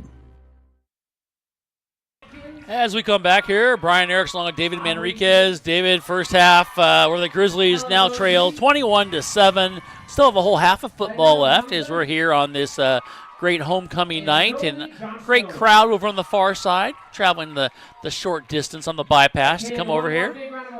Nothing better than a Thursday night football game, right? Yeah, I mean, outside of just a little bit of poor defense, it's been actually a pretty decent game here so far. The Grizzlies somehow still in it, regardless. So, it hasn't been an awful night of football. It's just not going our way so far yet. Still a whole second half, though, where they can try to make things in their favor. It's going to take a lot from the defense, of course, to stop them. If you look throughout the year. It's been tough. They've given up a lot of points, but the Grizzlies also scored a lot of points. So they just need to get their offense rolling and maybe get a stop or two. And this could be a pretty close ball game, which we've had a lot of this season. Of course, we had the 15-13 game to start the season, had the double overtime one last week, and then we had a close one against Glencoe, really, and also West Salem. So wouldn't be surprised if the Grizzlies make some changes, and, that's what they always do, right, at halftime? It's always about making adjustments. Isn't that what the key is?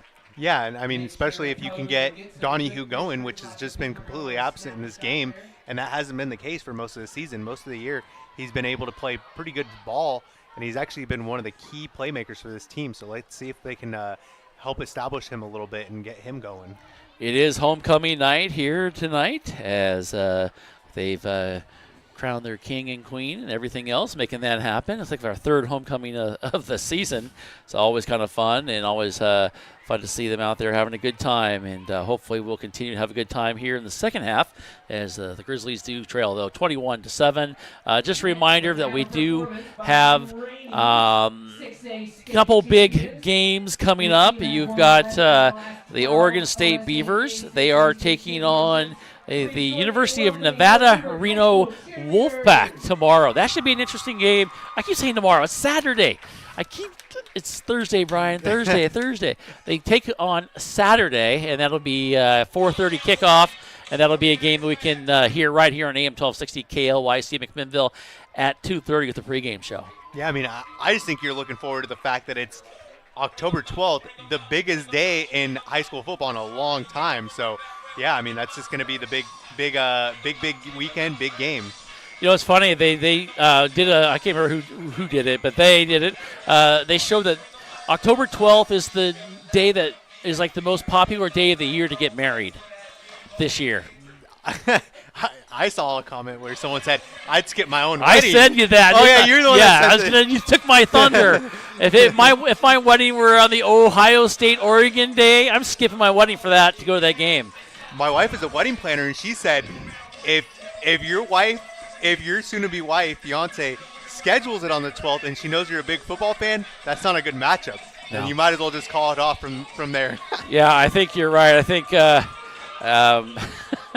can't believe we're talking about wedding planning right now, but we are, because that's something you got to think about. You've got to think about that when you're planning your wedding. You've got a football schedule that's done years in advance, right? It's out of respect for your guests. Because if your guests show up and they're watching the football game and you're trying to get everyone to dance, you can't get mad if you scheduled it on the day that everyone's playing the biggest games of the season. I mean, it's just it comes with the territory when you plan a wedding in the fall. Can we just have the wedding at the football venue?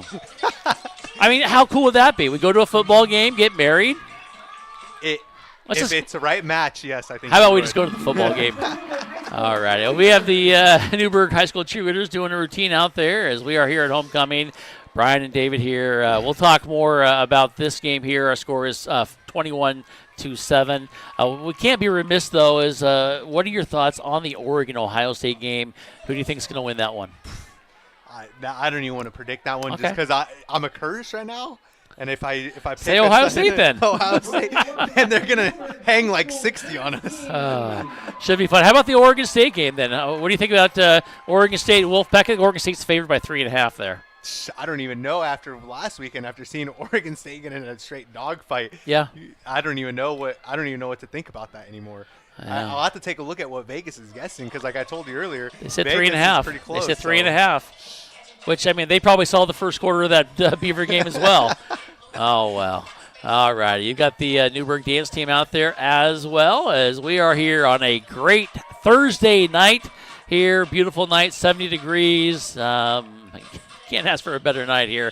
Good size crowd here, homecoming. It is teacher in-service day tomorrow, so a lot of schools, they aren't in session. Teachers have to go to class, too. Don't ask me about that. All righty. Our score at halftime is 21-7 in favor of the Newberg Tigers.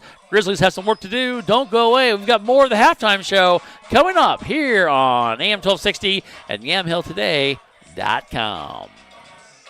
Check it out. Big Box has got coolers. The big ones. Big Box is pots and pan sets. Big Box returns and wiper blades. Big Box is pet Halloween apparel. Who puts a dog in a Buzz Lightyear? You could. Big Box is rugs. Monster 9x12. 8x10. 5x7. Great deals.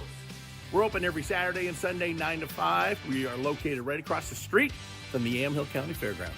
Come on down. McMinnville Les Schwab is a proud sponsor of Grizzly football on Yamhill today. When you shop at Les Schwab, they promise you the best tire value. This means you get free peace of mind protection and free lifetime tire and mileage care included in your purchase. McMinnville Les Schwab. They want to be the neighbor down the street you know and trust. We thank McMinnville Les Schwab for their support of McMinnville Grizzly football. Are you looking to spend less and get more on your next vehicle? At Chuck Colvin Ford Nissan, they've got you covered. As McMinnville's premier Ford and Nissan dealership, they offer a wide selection of new and used cars, trucks, and SUVs, all in a stress-free, customer-first environment. Their motto, big enough to serve you, small enough to care, means you'll enjoy the convenience of a large dealership with the personal touch of a local business. Visit Chuck Colvin Ford Nissan at McMinnville today or call 503-376-9650. Chuck Colvin Ford Nissan. As we come back here to Lauren Douglas Field, Brian Erickson along with David Manriquez, and got a couple people asking where Jeff's at. And Jeff has got his mandated 3 games off a year, and so this is one of them. So he's actually heading down to Reno for the Beaver games. So work that into the contract preseason. Yes. So they're on their way now. They left today about 2 o'clock from Salem. So they were hoping to get in there by midnight after a couple stops. So should be fun. They're going to do a little golfing tomorrow even, and all the fun stuff. I mean, Reno's a interesting place, so I can only imagine the sort of golf and football. I mean, what more can you do, right? Hey, you should put a couple bucks on that Beaver game if I were him. Which way would you go? I'd go with Beavers. All righty. To cover, huh? I don't know. You were there at that game last week, right? You saw that first quarter, the first half, really? Yeah, it was like I said, it was 47.5, and then by the end of the game, it was 48. Obviously, it went over that, but yeah, I didn't know. At first, I didn't think it was going to get covered, but Vegas doesn't get them wrong too often. Yeah, that first half, though, the Beavers struggled. Oh, well, the Ducks have struggled, too. I think they finally found their niche, and it's going to be interesting to see how they do against Ohio State on Saturday. Of course, game day is going to be in town as well. Yeah, and that's huge considering all the games that are going on this weekend. You got Oklahoma, Texas, obviously, the Red River Shootout, or whatever they call it nowadays. Uh-huh. It's like the Civil War. We can't call it the Civil War anymore, even though everyone still calls it the Civil War.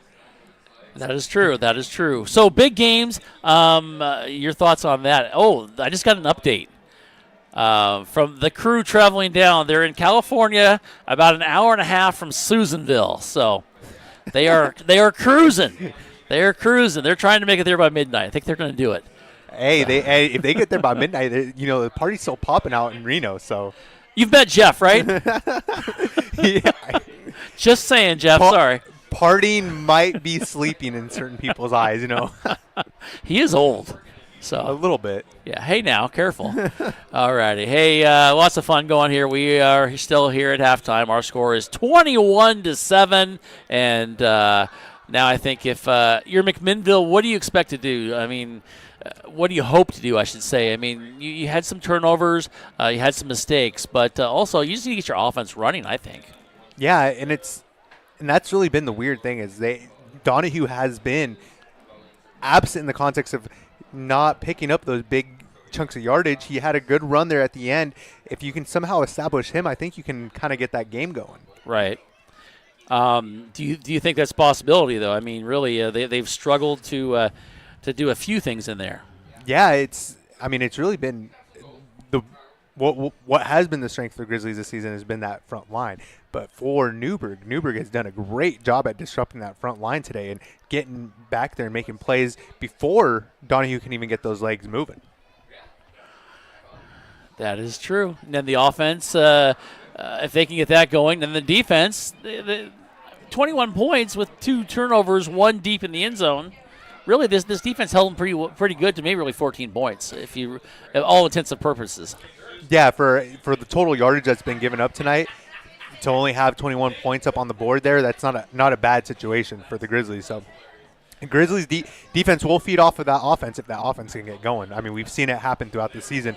When the defense finally gets a reason to play tough from the offense, they do. Yeah.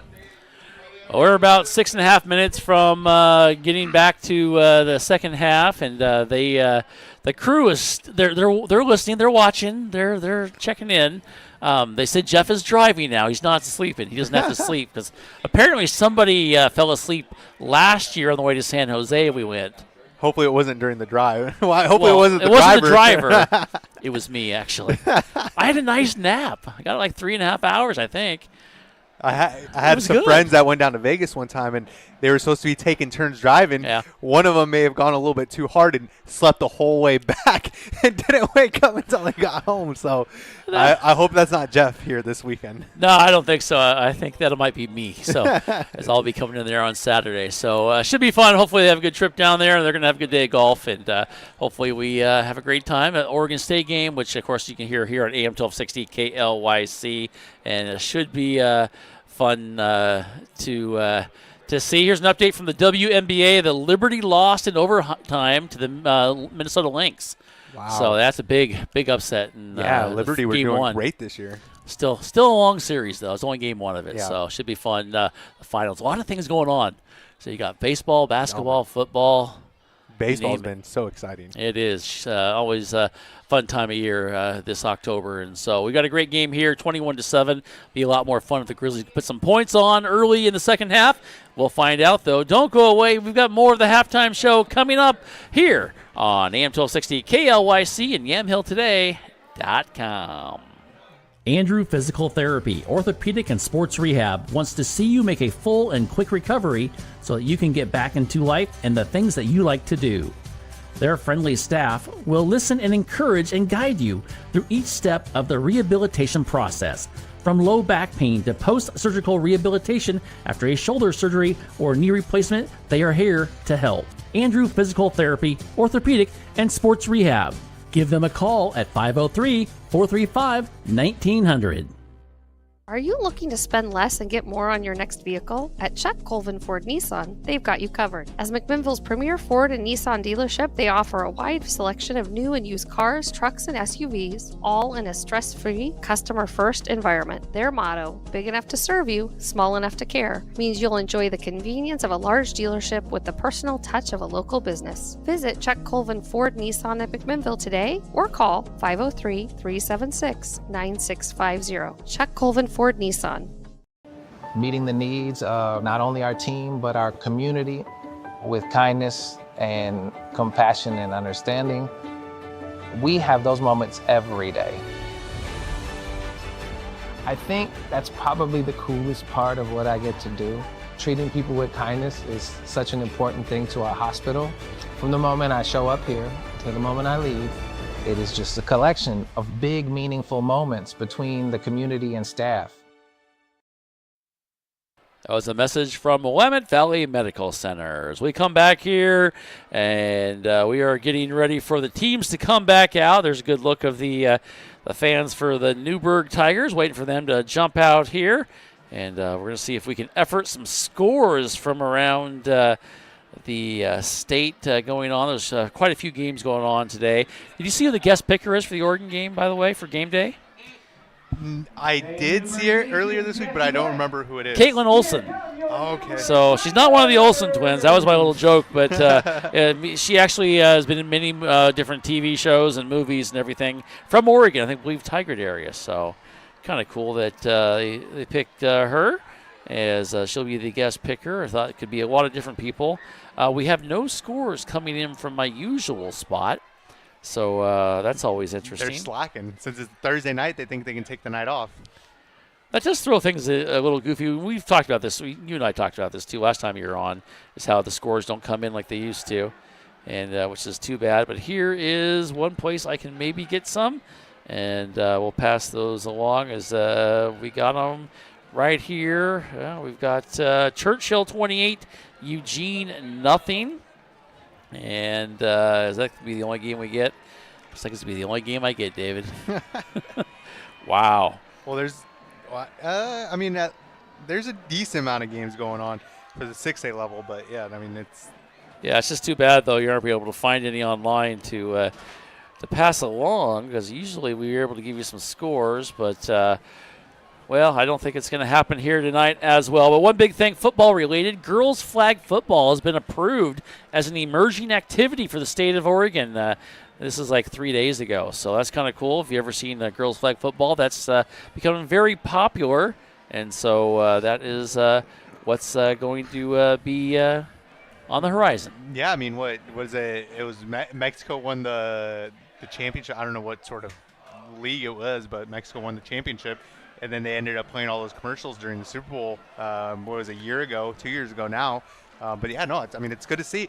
I think when you can make a sport that's going to be competitive and fun to watch. Yeah. Like, I mean, it's just, yeah, people are going to tune in. Yeah, I think so. They did that with volleyball for the boys last year, I believe. So kind of fun to see, and whatever gets the kids out there and more active and having a good time, and learning lots of life skills out there, which is kind of fun. So speaking of skills, been a close game here as we're about 2 minutes away from the kickoff here, with the teams getting back out there and warming up.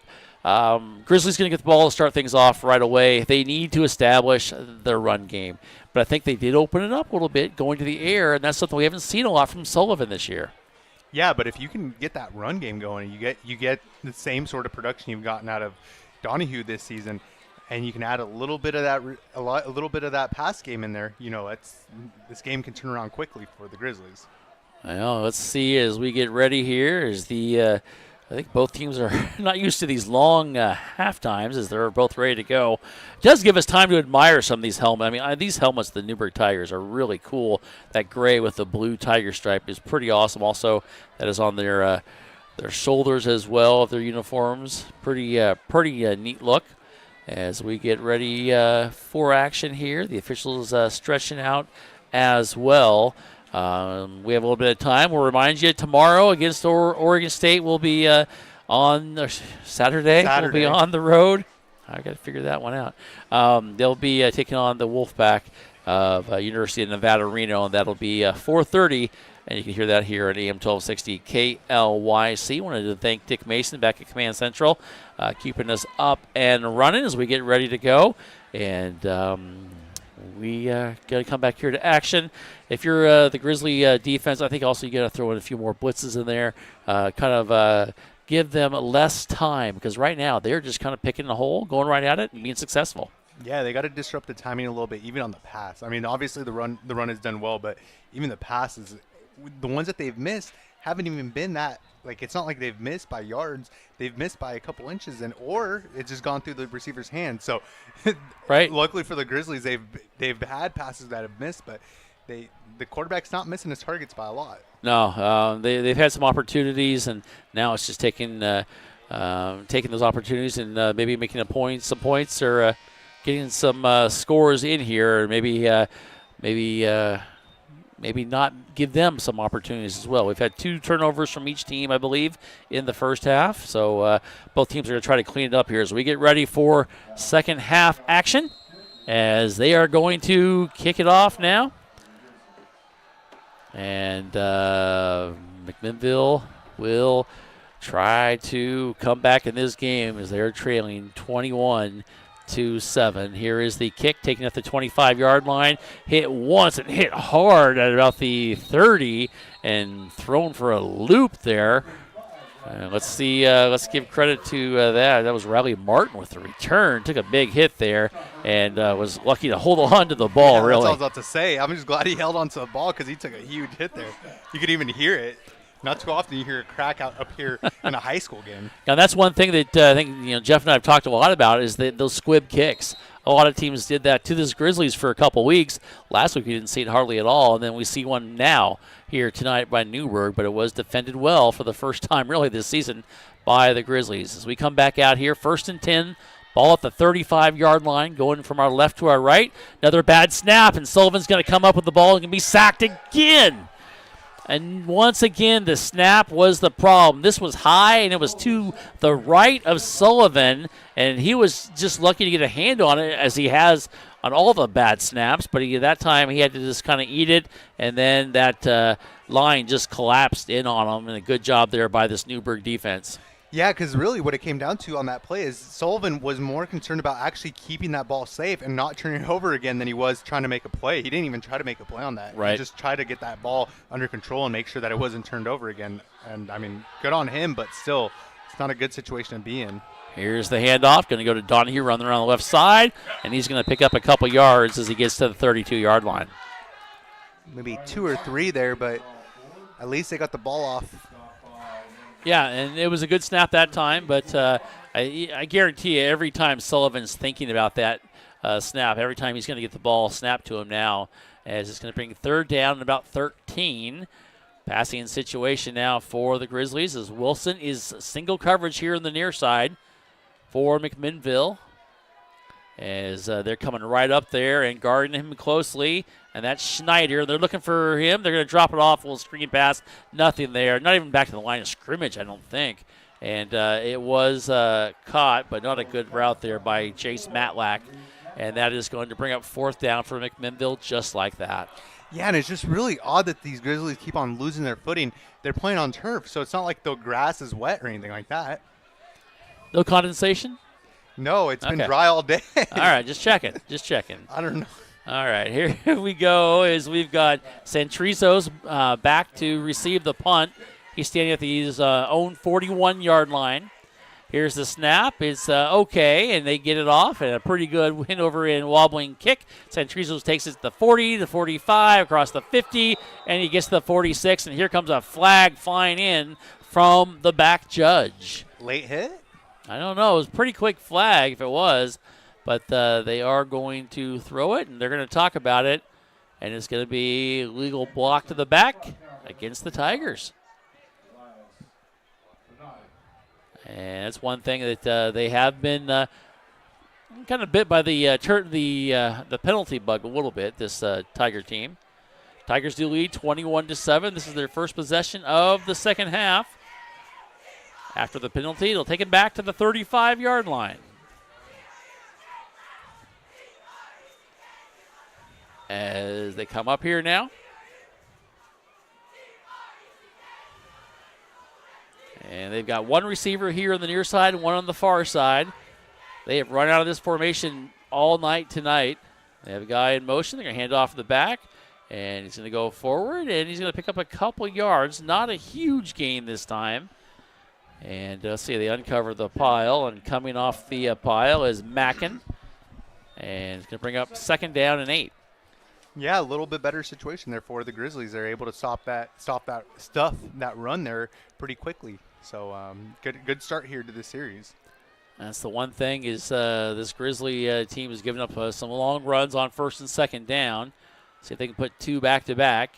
Here is the pass play across the here. It's intercepted by the Grizzlies. They get at the 45-yard line and just fell into the hands of Murders. And Preston was like, okay, I guess I'll take that. The ball was overthrown and tipped up in the air by Thomas. And Murders ended up just catching it and getting the big interception.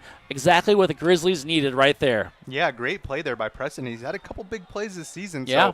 So not the first time we hear that name this season, so hats off to him. Great job there, coming up with a clutch turnover there for the Grizzlies. And here with 9:11 to go, they got a little bit of life in them, Brian. Yes, they do. They do trail 21-7, but they've got to put some points on the board here.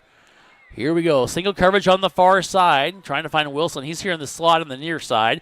Here comes Sullivan. He's going to do a reverse and get it to Wilson. He's got a blocker. That's his quarterback. He's going to try to go through. He gets through. He's going to get about 7, 8, 9 yards as he gets thrown down to the 32-yard line. Nice job there by Wilson, and I got to give it to the quarterback. It's your quarterback sending out the blocks there and allowing him to get that extra yardage.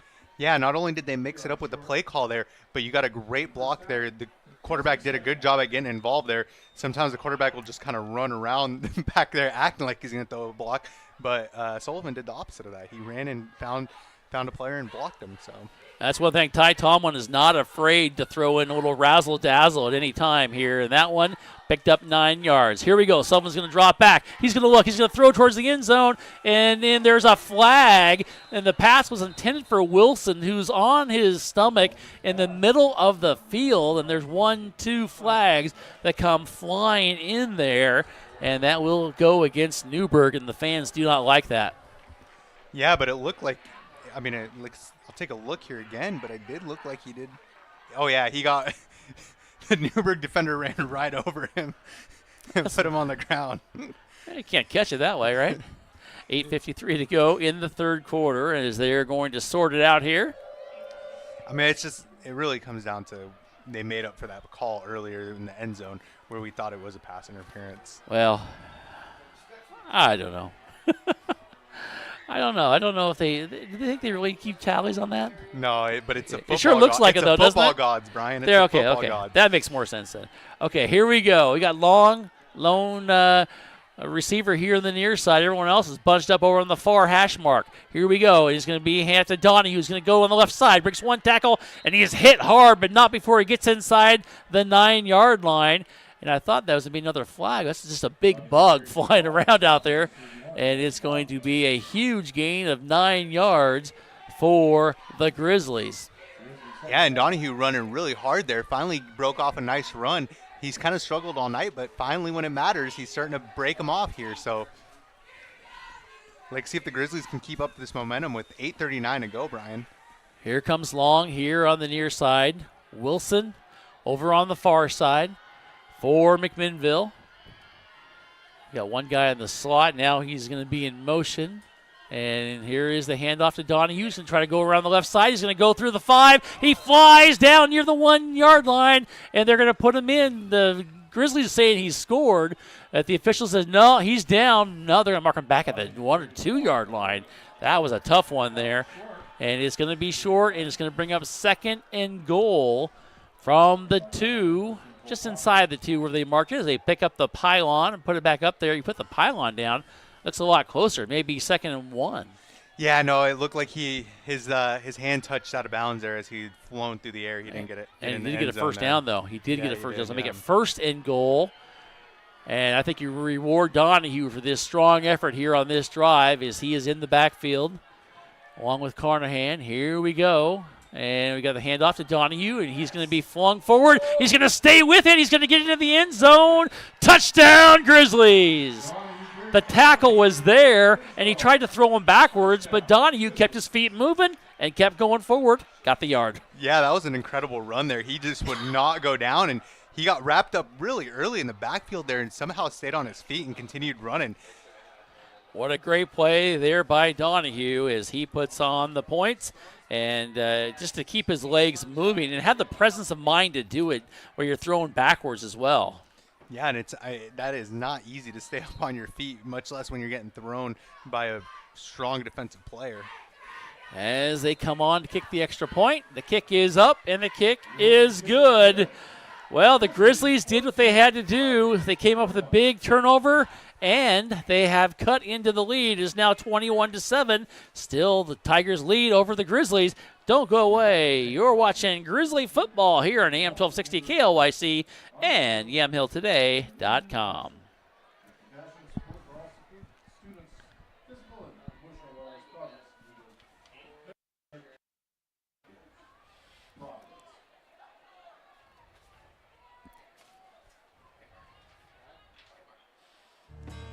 McMinnville Les Schwab is a proud sponsor of Grizzly football on Yamhill Today.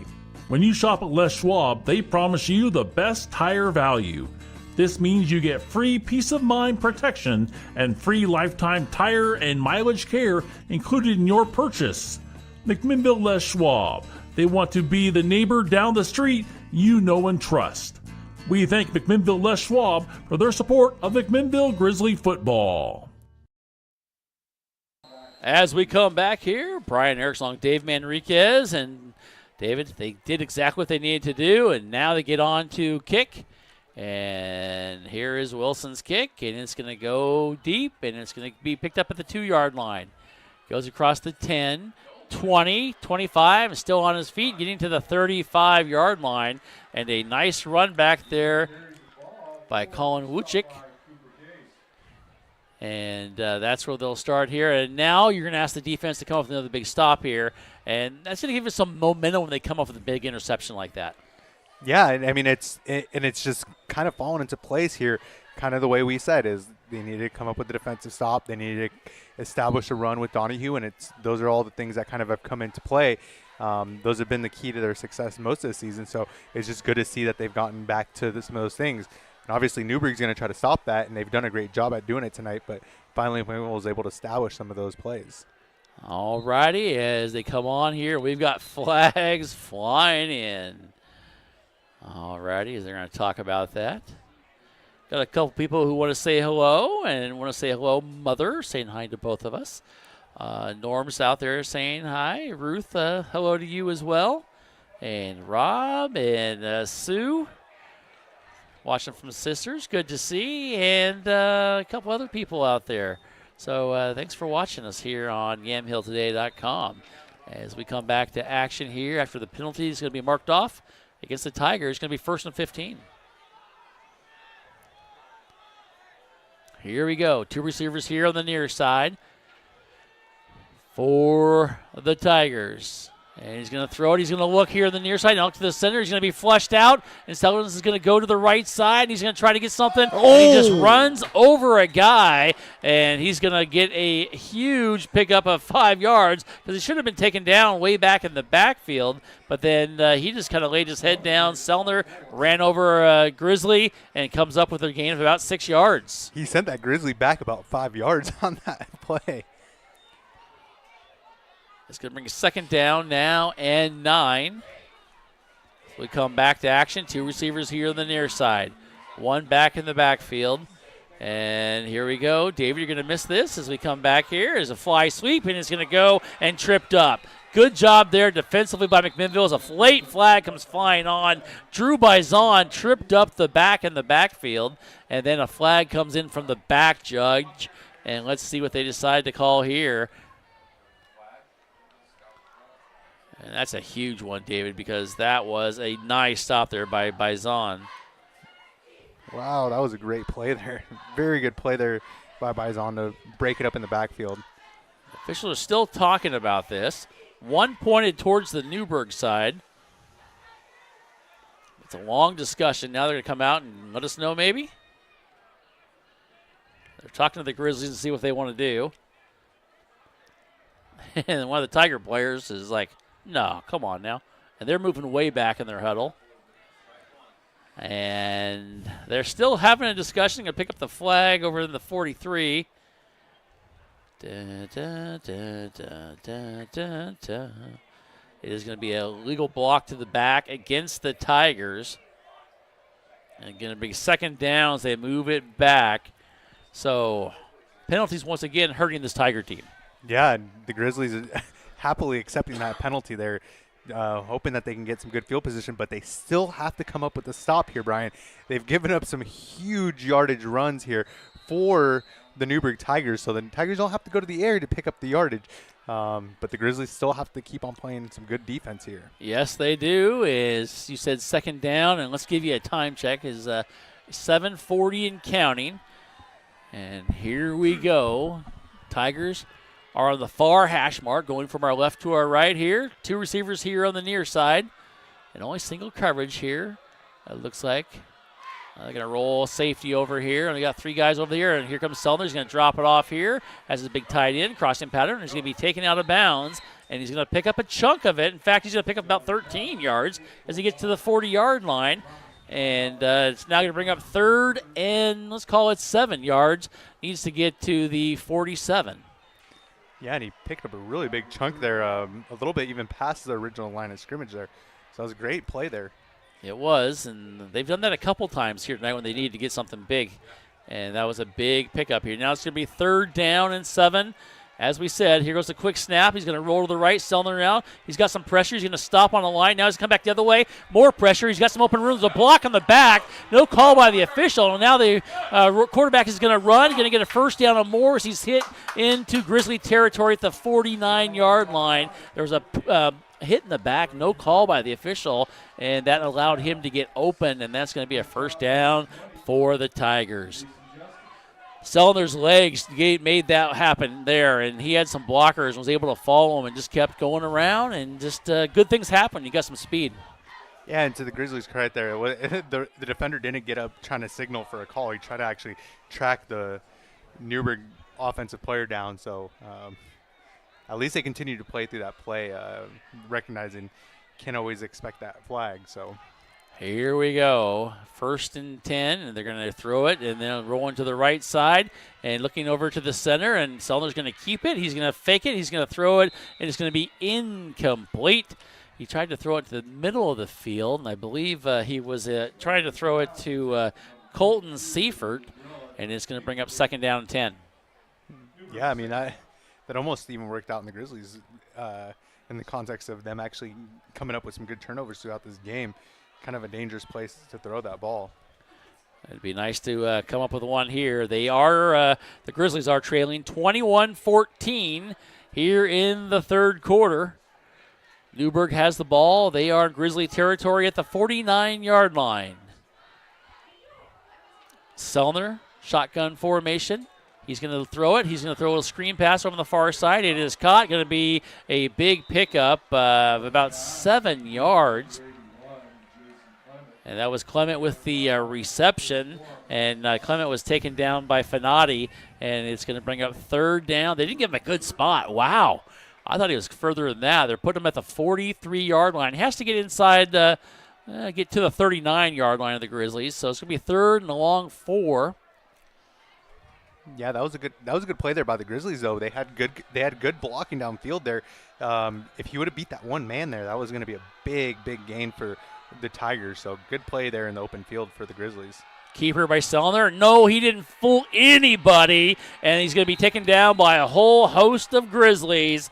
First person there was Cade Foster, and they were not fooled. Also in there helping Cade this time was Keller, and it is going to bring up 4th down, and there's an injured Tiger down on the field. Looks to be one of the linemen. Yeah, it looks like Phillips is slow to get up here. Hopefully he's going to be okay. Let's go ahead and take a timeout with a look at him. It is 5:59 left to go in the 3rd quarter. 21-14 is our score. Newberg with the lead. We'll be back right after this. If you are looking for a financial advisor located here in McMinnville, Bethany A. Blinn has you covered. She has a holistic approach and understands what is most important to you, using an established process to build personalized strategies and partnering with you throughout your life to help keep you on track. Her investment philosophy is a long-term approach with an emphasis on quality, durability, historical context, and common sense. Give Bethany at Edward Jones a call at 503-472-0555. McMinnville Les Schwab is a proud sponsor of Grizzly football on Yamhill today. When you shop at Les Schwab, they promise you the best tire value. This means you get free peace of mind protection and free lifetime tire and mileage care included in your purchase. McMinnville Les Schwab. They want to be the neighbor down the street you know and trust.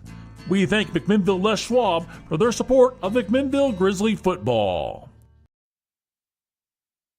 As we come back here, and it's like he's going to be okay, the player they were attending to is Austin Phillips, and he comes off on his own power. Good to see that. And that brings up 4th down now.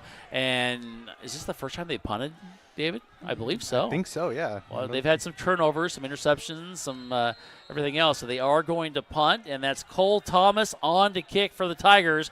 And he gets it. He's going to kick it off about the 43-yard line, end over end kick.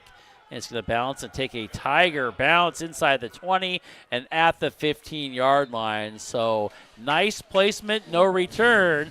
And getting a little chippy down here, a couple of the players. And it is going to be Grizzly ball now, and they're doing what they have to do. Defensively, they come out here, things are working better for the Grizzlies on the defensive end. Yeah, and yes, they've done a good job defensively there. They got the punt there. Really good field positioning for Newberg, though. That was really good snap and good kick. All righty, let's see if the Grizzlies come out here and try to keep that option offense going, or if they try to go to the air where they have been has seen some success here tonight. As whoa, that was perfect timing by you and the lineman. You knew that was going to happen or something. The lineman went in there and pushed the offensive lineman back, and coming up there and kind of with the look on his face, dazed and confused. Was that Pastrano? Yeah, I think it was. He was like, what just happened there? He just set himself and he fell over right away. Well, he was pushed over a little bit. Yeah. He fell over. It's like, here we go, back to action. 5:47 to go, and David's going to miss all of this as he throws over to the far side. Hey, come on back, David. And they go, and they're going to run it out to about the 35-yard line, and 30-yard line, I should say. And I think it's the first down where they mark it. It is first down Grizzlies. As they come out here now, and if you're McMinnville, you want to keep this ball rolling, keep up the good momentum, and not make up any mistakes. I think that's one thing they'll try to do is to stay in that ground game, David. Yeah, I mean, that's been their bread and butter this season. So you can establish Donahue, and you make it a little bit easier when we do have to throw. Well, they do have Caleb Long, the lone receiver, on the near side here. And Sullivan's going to throw to the center, and he overthrows his receiver. And he had Wilson open. He tried to throw it for Matlack, who was really open right away. But if he would have waited just a half a second later, Wilson beat his guy. And he was doing the same routes. The only thing I don't like about that, they were too close together. Yeah, and he was and there was no one behind him either. That was what was crazy on that play there. Oh, he was by himself. Going to bring up second down and 10 now. Only bad thing about going on the first down is sometimes that puts you in passing downs the rest of the way on this possession here. But here we go. They've got Carnahan along with Donahue in the backfield. He's been really quiet tonight. They're going to give it to Carnahan. He's going to go. He's going to come across the 35, still on his feet. A nice big gain. He's going to get close down to the first down marker. I think it's going to be short depending on the spot. And let's see. They're going to give it to him. They're going to give it to him quickly. Wow, we'll take that. There's a great spot for McMinnville. It looks like he's still short, but they're going to give him a first down. All right, we'll take it. First and 10 for the Grizzlies. They're doing a good job of mixing things up. Yeah, and I agree. I think, Brian, it was maybe a little bit short there, but we got a generous spot there. A great run there, and not the best snap, but we recovered quickly there. High snap, but taken down, and is going to pass over to Donahue. Donahue's going to get it, and he's going to take his way to about the 44-yard line. Then he is slammed down. He's going to take a little second to get up, a gain of about 6 yards there. I think making that tackle was Wuchik, and it's going to bring up second and 4. Yeah, he got sandwiched in between his player there, unfortunately. As they come back to the line of scrimmage here, look for Wilson. Wilson's on the far side along with Matlack as well. Long down here at the bottom. Sullivan looking over his defense. They're showing blitz. And he's going to go and high snap. He's going to hand off. No, he's going to keep it, and he's going to be taken down. Good job there of getting in the backfield so quickly was Mackin. Mackin with the sack as it back to the 42-yard line. Yeah, they got back there so quickly that Sullivan didn't even think he thought he had space to run. Right. He didn't even realize that he should have tossed it there to Donahue because it was just so quick. Everything happened. They did such a good job at busting up that play and getting in the backfield. Yeah, they do a really good job of getting in there, and they're tough. They got some guys down there who can play. Austin Phillips looks like he's back in the ball game. Yeah, I'm glad to see that. It is good to see. All right, here we go. 2 receivers here on the near side, 2 on the far side. You've got Donahue, the lone back in the backfield. They're showing blitz once again, and they're going to go after him. Sullivan's going to double pump. He's going to throw it. He's going to overthrow Wilson. He had it. Wilson was being drugged in the back, and the ball was overthrown. He didn't have a chance to get that. Sullivan just had to get rid of it as soon as he could, and Sullivan if he would have lofted it up just a little bit more, would have given Wilson some chance to get to it.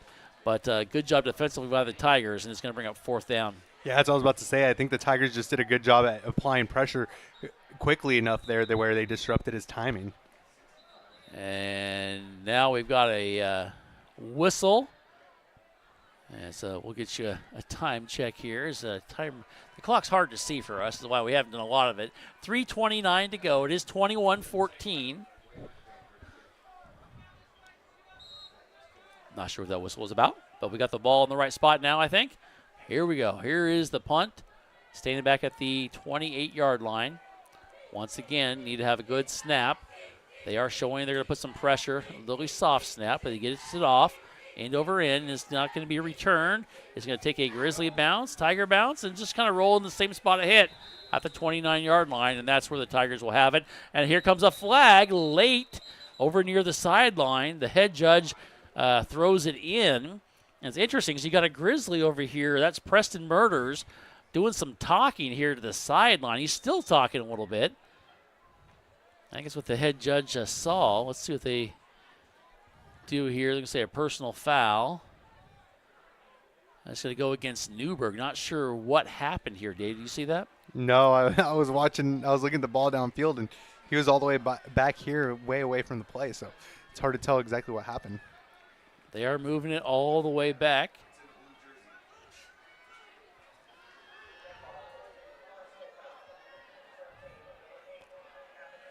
Okay, they are going to call that, looks like, on Seifert. And so they are going to move it back, way back. And I think they're going to place it inside the 15-yard line. All right, exactly at the 15. That's where the Tigers will have it. Tigers still lead 21-14. As we're down to 3:19. I would say this game stalled a little bit, but it's kind of stalled a little bit. Yeah, I mean, it's worked out in the Grizzlies' favor. It's slowed down enough where they've been able to kind of just claw their way back into this thing.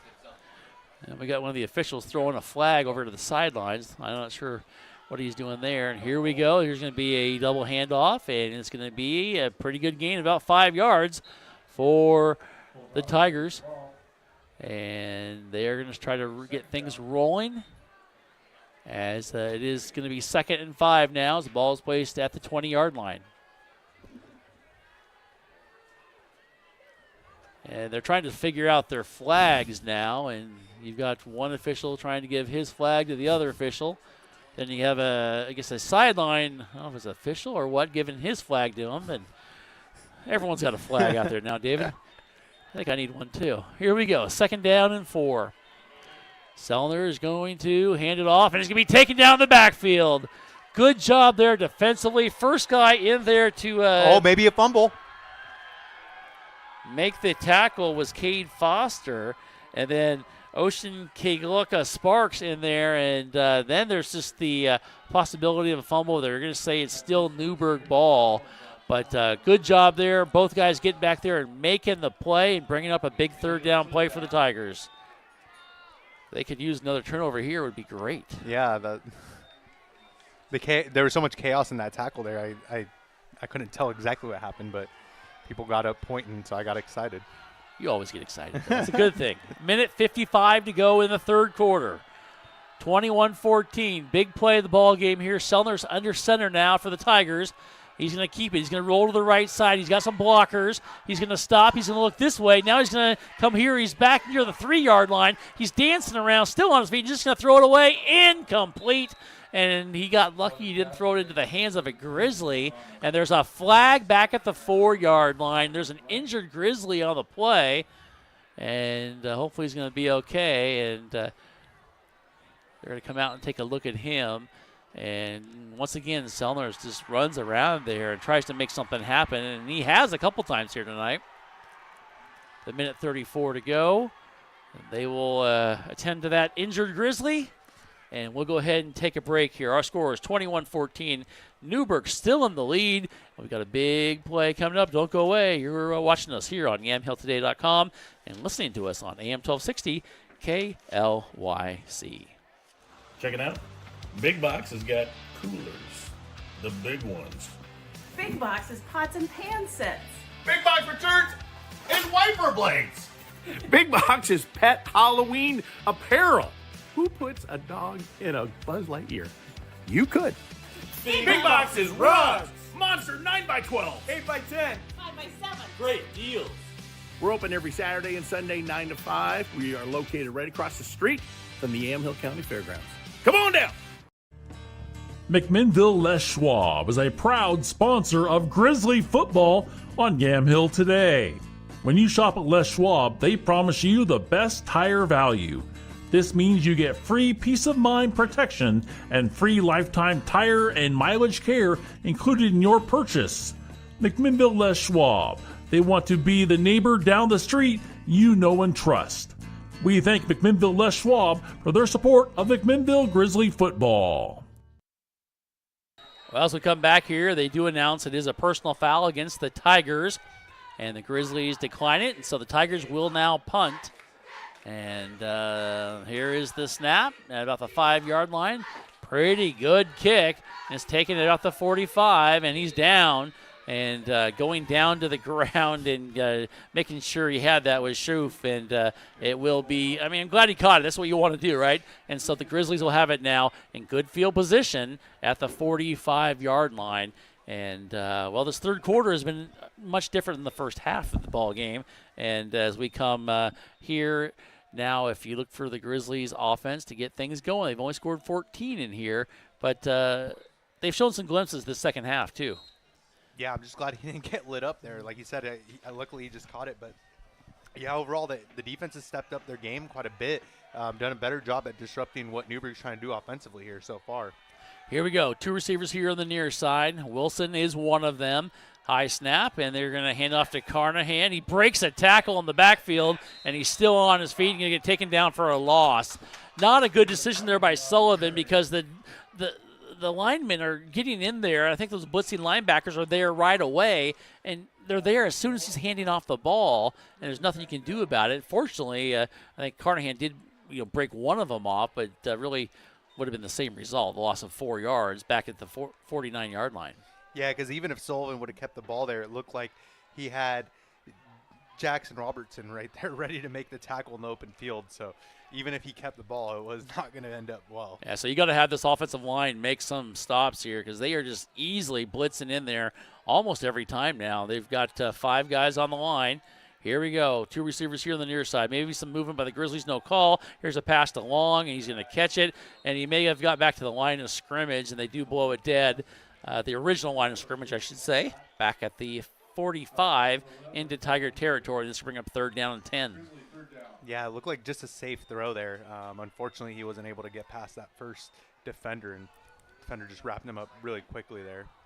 Well, David, as we get down to the end of this third quarter, as we're down to 12 seconds, it'll be interesting to see what the Grizzlies decide to do. It is 3rd and 10. I think they will get this one off. They might hold off. Looks like they are going to, and they will not snap it, and that will end our first third quarter, I should say, as our score is now 21-14, still in favor of the Tigers. Don't go away. We've got an exciting fourth quarter coming up here on AM 1260 KLYC in McMinnville and YamhillToday.com. Transitions in life. Sometimes it's difficult. When a loved one leaves us, Macy & Son is there for you, a trusted friend for 5 generations in Yamhill County. At that time, you have lots of questions and you need someone to walk with in every step of the way. Burial or cremation and a myriad of other options, let Macy & Son walk that journey with you. Macy & Son McMinnville. Give them a call, 503-472-6151. Andrew Physical Therapy, Orthopedic and Sports Rehab wants to see you make a full and quick recovery so that you can get back into life and the things that you like to do. Their friendly staff will listen and encourage and guide you through each step of the rehabilitation process. From low back pain to post-surgical rehabilitation after a shoulder surgery or knee replacement, they are here to help. Andrew Physical Therapy, Orthopedic and Sports Rehab. Give them a call at 503-435-1900. As we come back here to start the fourth quarter, here come the Grizzlies, 3rd and 10, and they're going to throw it on the far side, have a receiver, and it's incomplete, and they're going to say no pass interference or anything. A good job there by the defender, and it's going to bring up 4th down for McMinnville. And David, what if you do if you're the Grizzlies? Looks like they're going to go for it. Yeah, and that was just a great timing there by the defender. He timed it just perfect to break up that pass. The quarterback did a great job at putting it right in his hands, but equally good defense. So, I think, you're going into the fourth quarter, even though there's 11 minutes left still, you got to try to make a play here. You've got Wilson on the far side, Trips here on the near side, and Donahue just coming in for McMinnville. And you've got to be looking to Wilson. He's going to throw to Wilson. He falls down on the pass play. He fell down on the pass play, incomplete, and it's going to be a turnover on downs. Yeah, and I think that you see the Grizzlies jumping up and down asking for a pass interference, but I really think he slipped. It looked like he slipped before he even got a chance to try to make a play on the ball. Yeah, they've slipped all night. We've talked about that. It's at least the 3rd or 4th slip we've seen out there. And unfortunately, they could not come up with it. And so you're going to give the Tigers the ball on their own 45-yard line. And you're asking your defense to do what they've done all second half, I guess. Not a bad thing. Yeah, no, fortunately for them, the Grizzlies, the defense has stepped their game up so far. But, unfortunate there that they weren't able to come up with really any positive plays there to kind of close out that third quarter going into the fourth quarter. All righty, 2 receivers on the far side. Sellner is under center. And we got the Grizzlies jumping offside. He knew it too. Unfortunately, just a little jumpy there was KLYC Sparks. Yeah, and it's really unfortunate because so far the Grizzlies had done a good job penalty-wise. They hadn't given up a bunch of penalties. So. And that's unlike usually the Grizzlies are pretty penalized, so they've done a pretty good job tonight. Unfortunately, that one's going to hurt them as they're going to bring up 1st and 5 now. That takes them to midfield, the Tigers, with the ball. And let's see, they are going to run Sellner under center once again. And got a guy in motion going to the far side. They're going to come to this side with the run. They're going to go right up the middle, and it's going to be a gain of about 3.5 yards. And coming up with that is Mackin, who's been the workhorse tonight. Good job there. The tackle was Mason Justice. Also in on the tackle was Bison for the Grizzlies. 2nd down and 2 now. Yeah, and he's just slightly short there. I almost looked like he was going to pick up the 1st down, but they barely wrapped him up before that 1st down marker. So with 11 minutes to go here, Brian, this is starting to become crunch time for the Grizzlies. They need to come up with some big plays here. Yeah, as long as they don't let them score, that's the important thing. Be my key here, or maybe come up with maybe another big turnover. They've done that 3 times tonight. Here we go, handoff right up the middle and breaking through. Breaks 1 tackle, 2 tackles, 3 tackles, and he's going to pick up about 14 yards. A nice run there by Leo Quilon. First time he's touched the ball here tonight, and that surprised everybody. Yeah, that was a great run there. Ran really hard there and was able to get right through. I think it was 3-4 tackles he was able to work through. I think everybody went to Mackin thinking he was going to get the ball. 3, 4. Broke 3 different tackles and didn't get hit. Not until the 4th player did he finally go down. That's the epitome of running downhill right there. Yeah, definitely. Ball's at the 30-yard line. 1st and 10 now. Newberg has gone to the run here in this possession pretty effectively, the first 2 plays. Here comes another one, going to roll the right side. Breaks 1 tackle, still on his feet. And going forward, a nice little gain there is Hine. And it's going to be another 6 yards. Tough to stop. Dang, that's really tough. Yeah, and they're, like you said, they're just running downhill right now. Yeah, you get to these games a little bit, amped up for them, of course. When you get to the fourth quarter, not a lot of depth on this Grizzly team. Getting a little tired, a lot of hands on their hips there. As we are at the 10-minute mark to go in this ball game. Tigers still lead by a score of 21-14. Sellner under center. He's going to hand it off once again to the big back, who's just started carrying the ball for the Tigers. And that's Keelan once again, the senior, with another big run. This time, another 1st down as he gets inside the 19-yard line. Yeah, and just nine minutes to go here. The Grizzlies giving up some big yardage plays here at a very inconvenient time, Brian. Yeah, I mean, you can definitely, have your defense bend and not break, but you don't want to bend this much. No, definitely not. Just a reminder, you're listening to us on AM 1260 KLYC McMinnville. Also watching us on YamhillToday.com. Here we go. 1st and 10 from the 20-yard line. Shotgun formation. And they're going to hand it off, going on the left side, and trying to stutter step his way on the left is Santrizos, and he's going to come up with another big run. However, there's a flag back at the 20-yard line. That's tough. Might be the break the Grizzlies needed. We'll find out, though. Yes, we will. Just a reminder, tomorrow you're going to have fun. You're going to enjoy your Friday. Have a great day at work or school or wherever you're going. But on Saturday, you got Oregon State football. That's right. Not tomorrow, day after. And that'll be here on AM 1260 KLYC. You can follow all the action as the Beavers will be taking on the Wolfpack of University of Nevada, Reno. And that'll be here on AM 1260 KLYC. Your heart and mine are in Reno, but your body's got to be here tomorrow, Brian. Oh, man. I wish. Oh, well. Hey, that's why you gotta negotiate your contract like Jeff did, and you gotta take that one day off every third game. Every third game, and you can't be overworked. I don't know. The guy who runs the whole thing is he's hard to deal with, from what I hear. Here we go. It is going to be 1st down and 20 now after the 10-yard penalty. And here's the keeper by Sellner. Going to roll around the right side. Breaks one tackle inside the 20, the 10, and he gets down near the 6-yard line. They're going to mark him at the 7. Sellner with a nice keeper there as he tried to find an opening and just took his time, and he found it. And he ends up coming up with a big run and gets a 1st down or more, but we have an injured Grizzly back at the 25-yard line. We'll go ahead and step away. Our score is 21-14, 8:43 to go here in the 4th quarter. Don't go away. You're listening to us here on AM 1260 KLYC and watching us on YamhillToday.com. Here's a word from Willamette Valley Medical Center.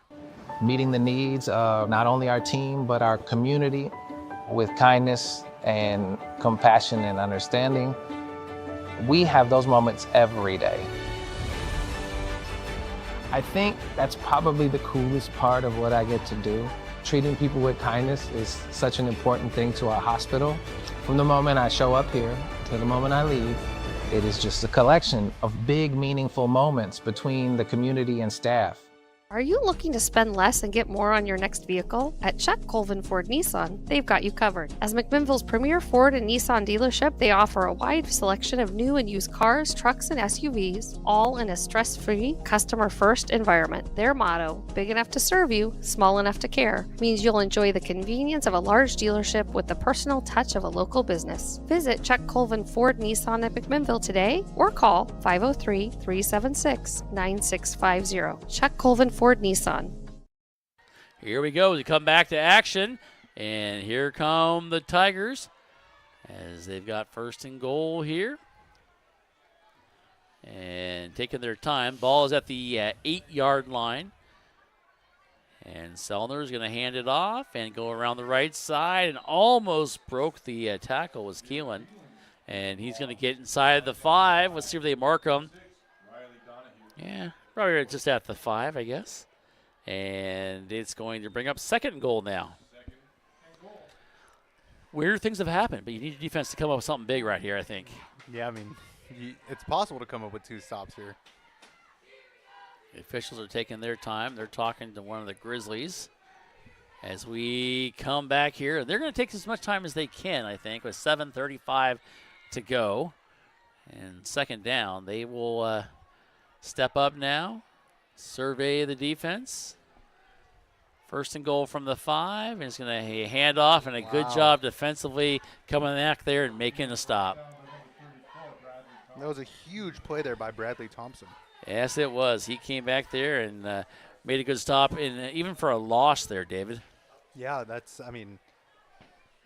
a huge loss, but a little bit. Yeah. But a loss is a loss. Brings up 3rd down. Now, if you're Newberg, you've run to the right a couple times. Do you do something a little bit fancy? Maybe go to the opposite side, or maybe a fly sweep here or something like that? I mean, hey, the way that Newberg's been running tonight, they can run it any direction right now, to be honest. Here we go. 3rd down and goal. Selner does have a guy who's going in motion. He's going to keep it himself. He's just going to drop it off, and it is it caught? It is caught at the 3-yard line, inside the 2-yard line, and it's going to bring up 4th down now. And the only thing about that is it's hard to catch that and run with it. Kind of caught it and fell down at the 2. And here we go, 4th and goal. And Selner's coming over here, and he's saying, hey, let's do a field goal here. Yeah. Let's see. They're talking about, and they are going to kick a field goal here, it looks like. I think Selner was like, no, let's go for it. And they are going to try to kick, and they've got to hurry up a little bit, Dave. They're taking some time. I think Selner's still looking over here trying to see if they'll change his mind.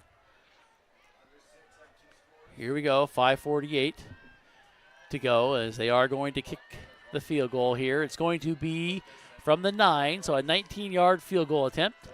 Here's the snap. It's pretty good. The kick is up, and the kick is good. Yeah, that was close. And that was a good pick. He does get it through. A 19-yard field goal makes it 24-14. Well, David, your thoughts on that drive there? That was clutch. I mean, now it's a 2-score game where had they maybe gone for it and they turned it over, yeah, the team has to march all the way downfield, but it's still within a score. But now having come up with that field goal there, that was huge. Very, very big moment there for Newberg, doing a great job at coming up with a clutch conversion there. All righty, as they come out here now, and let's see if they need to almost have a quick hit here and make something happen, and then get back here on defense and then make something happen there as well. Still 10 points, still not over, but they've got to get some confidence also in their offense here, and they know they need to at least put one score in the end zone. Yeah, and they build a little momentum there. I mean, there's not a lot of time left, so like you said, Brian, they got to get a score quick here, and hopefully with 5:30 to go, they're able to come up with a big play. Yeah, Newberg plays. Yeah, multiple. Newberg did a good job of taking a lot of time off the clock. Here we go. It's going to be kicked to Wilson deep. He's going to take it inside the 4-yard line. He's going to go right up the center, breaks one tackle, and then he's hit down at the 25-yard line. So that's where they'll take it. And I wouldn't be surprised now if we start to see the arm of Mr. Kane Sullivan a little bit more on this drive here. He's been aiming for Wilson all night long, and I don't think that's going to change either. Yeah, no, and unfortunately the Grizzlies have kind of worked themselves into a corner in this game where now they have to actually throw a little bit more, and really not their strength this season, but had some big plays here to Wilson today, so it's not all lost yet. Coming into this ball game, Newberg and McMinnville were leading the conference, as Sherwood has not played a conference game yet, so that will change, but Newberg is going to, with the victory here, come up with a big, as they pitch over to the far side. Donahue breaks one tackle, goes across the 40, like 45, and into Tiger territory. Took my breath away at that run there. A nice job there by Donahue, and he picks up a big first down, and that's what they needed there. And they got it on the run, not the pass. Yeah, and still with 5 minutes to go here, and doesn't lose a lot of time on the clock there, and picks up a big chunk of yardage there without having to air it out. Yeah, exactly. I think, they're playing a little prevent defense possibly, and you know what that means, right? As they go back, they aren't showing the blitz like they did last time, as Sullivan is trying to look over to coaching staff, and they've got trips here on the near side. Where's Wilson? Looks like Wilson's over on the far side. They're going to drop it off here to Carnahan. Thought he had a blocker, nobody there, and Carnahan just worked his way and got 6 yards on his own. Gets inside the 40 to 39. Yeah, he did a great job there because he definitely did not have anyone downfield blocking for him. I think was that Long there, or who was that? There was one player there. Yeah, Matlack was there, but Matlack was overpowered by 2 guys, so he's like, I can't do anything. But Carnahan's like, I'll show you what I'm going to do. And he did pick up, let's call it 6.5, 7 yards to the 39. Sullivan, shotgun formation. He's going to look to Donahue. He's going to pitch it to him. He's going to try to cut it to the outside, and he's upended back at the 40 after a loss. Yeah, big tackle there in the open field for Newberg. It looked like Donahue was about to take him on, but the defender did a good job at staying committed there to that tackle and was able to trip up Donahue. Cole Thomas with the tackle for the Tigers. And it's running up third down now. As Sullivan looks back, and now he's going to look over to Trips here on the near side. Donahue is the lone back. Sullivan drops back. He's going to throw on the right side. He's going to look. He has a guy open, and it is caught. Touchdown, Grizzlies. Wow. What a pass, and thrown over to the far side. And guess who caught that? Wilson. Yes, sirree. A perfect pass to Bryce Wilson from Kane Sullivan. And that's exactly what the Grizzlies needed right there. Wow, and he just beat his guy off the line immediately, off the release. Did a great job there. Wilson was wide open, and, I mean, hats off there to Sullivan to find him there because your timing still has to be on point. You know, Wilson had a couple plays today where he's been wide open, but, you know, sometimes your pass is just not there or your timing's off, but everything just connected well there. And with 3 minutes to go here, the Grizzlies almost back in this here, Brian. Wilson kicks the extra point. It is up, and it is good. We got ourselves a ball game. Don't go away. Our score, 24-21. Newberg with the lead. They get the ball, but it's a close one. We'll be back right after this. Timeout. Transitions in life. Sometimes it's difficult. When a loved one leaves us, Macy & Son is there for you, a trusted friend for 5 generations in Yamhill County.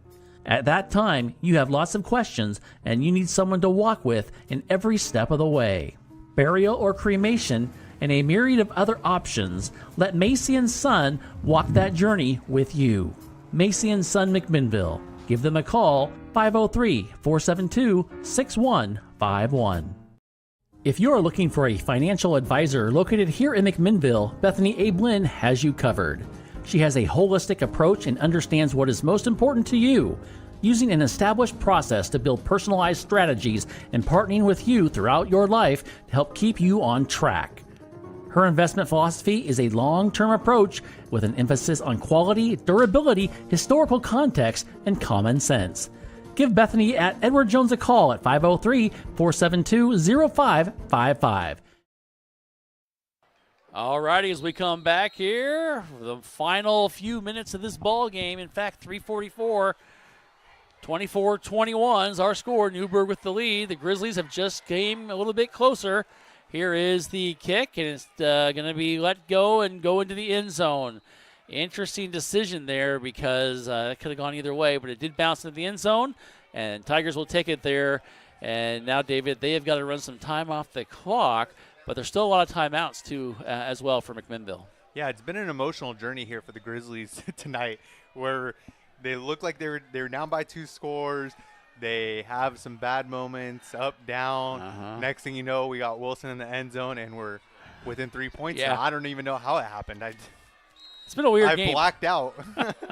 It's been a wild one here, and here we go. Now they're going to ask the defense to see if they can shut down this running offense of the Tigers, which has not been easy here tonight. And they're going to pitch over on the far side, and it's going to be a break tackle to 25, and on his feet and doing a good job with a hard run there's Santrizos, and he has been really good here tonight for the Tigers. He does go out of bounds, however, stops the clock. Yeah, but he did pick up like 15 yards, 20 yards there. Yeah, gets all the way down to the 34.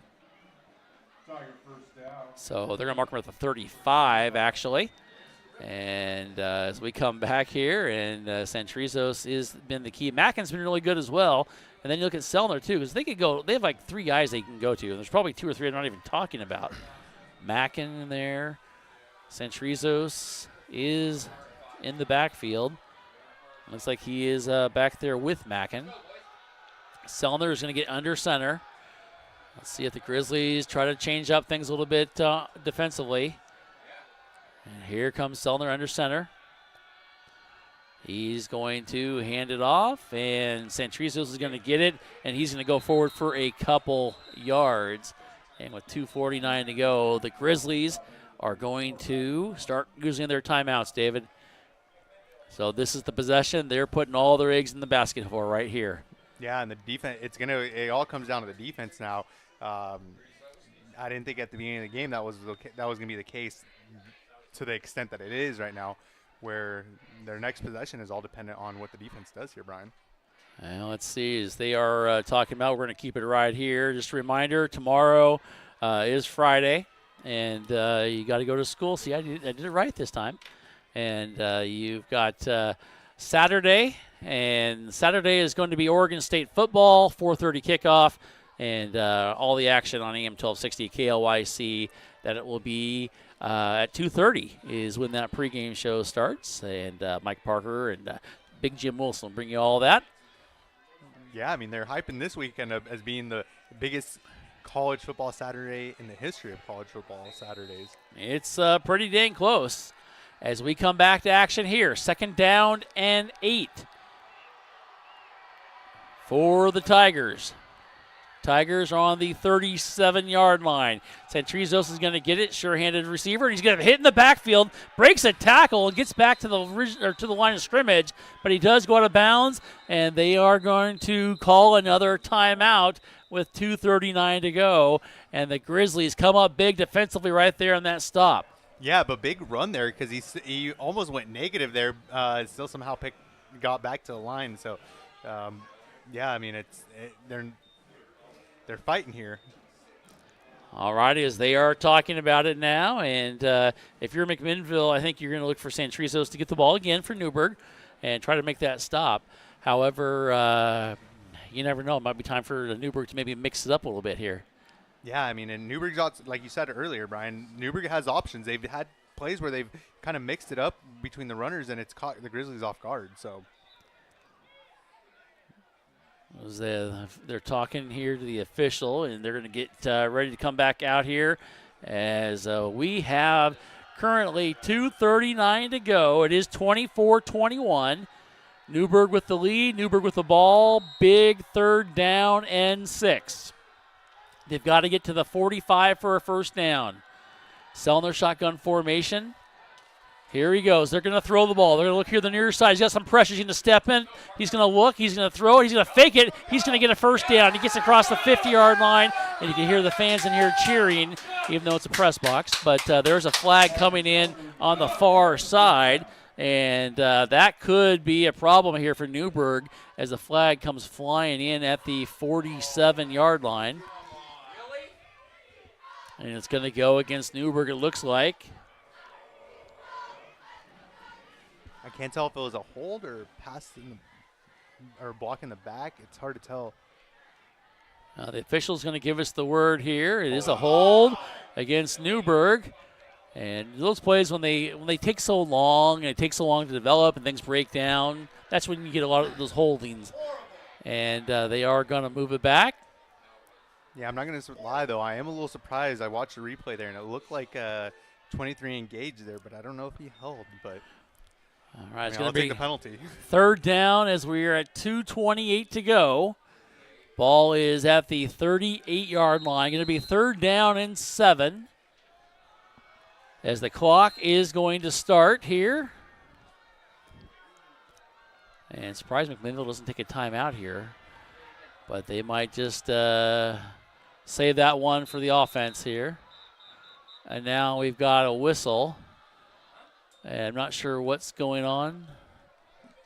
It looks like the coach was asking for a timeout, and the ref just wasn't paying attention. I don't know. Well, if they waited that long to call it, I mean, they lost a good 20-some seconds on there, but they do call it, and I thought the official might say something, but no. Why Tomlin waited that long? But maybe he thought the clock was stopped or something. But it is going to be 3rd down and 7. And as we said, there's 2:13 to go. It is 24-21 in favor of the Tigers. Big 3rd down here. And if I'm Newberg, David, I think they're going to try to keep the ball in the hands of Selner and let him just do what he does in the backfield. And if he can't find anybody open right away, run with it. Yeah, I mean, he's looking like Patrick Mahomes out there, the way he's scrambling tonight. All righty, is they're going to come back on the field.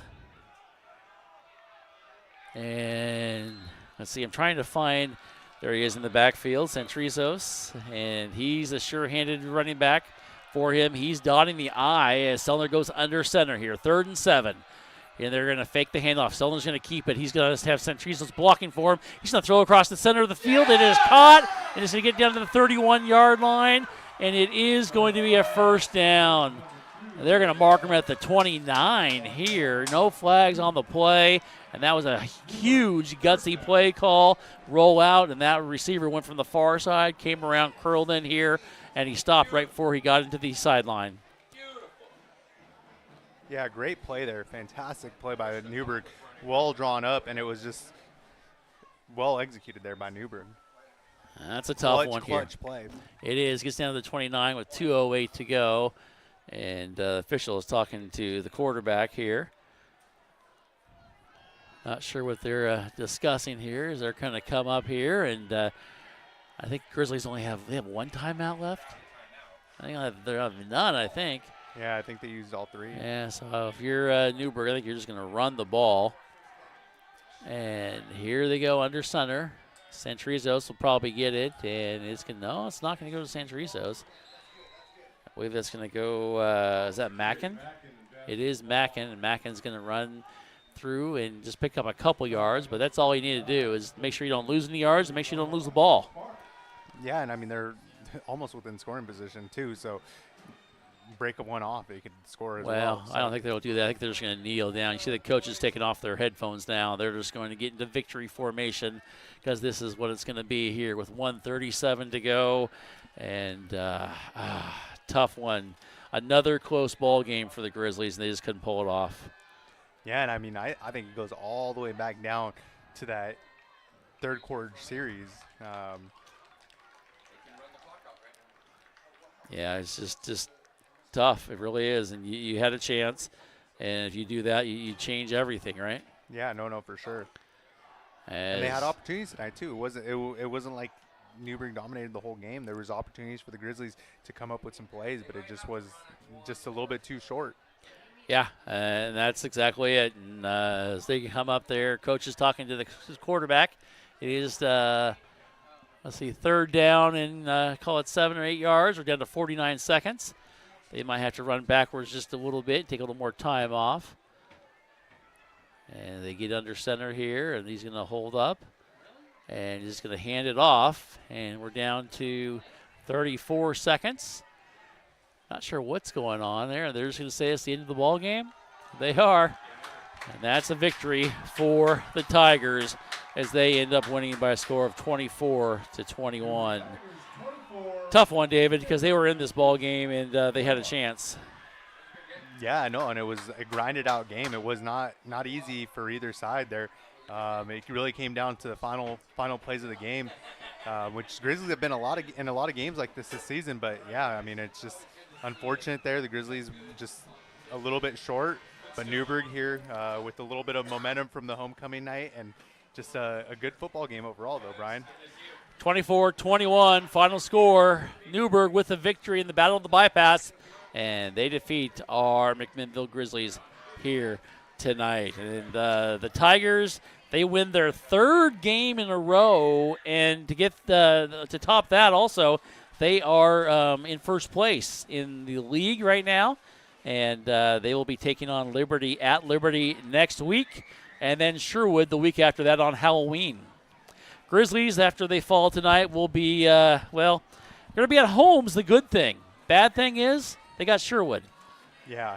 That's the bad thing. But we'll talk more about that, and we'll talk more about what went on here tonight and all the fun stuff. Don't go away. The post-game show's coming up next. Newberg victorious here tonight by a score of 24-21. We'll be back right after this word from Willamette Valley Medical Center. Meeting the needs of not only our team, but our community with kindness and compassion and understanding. We have those moments every day. I think that's probably the coolest part of what I get to do.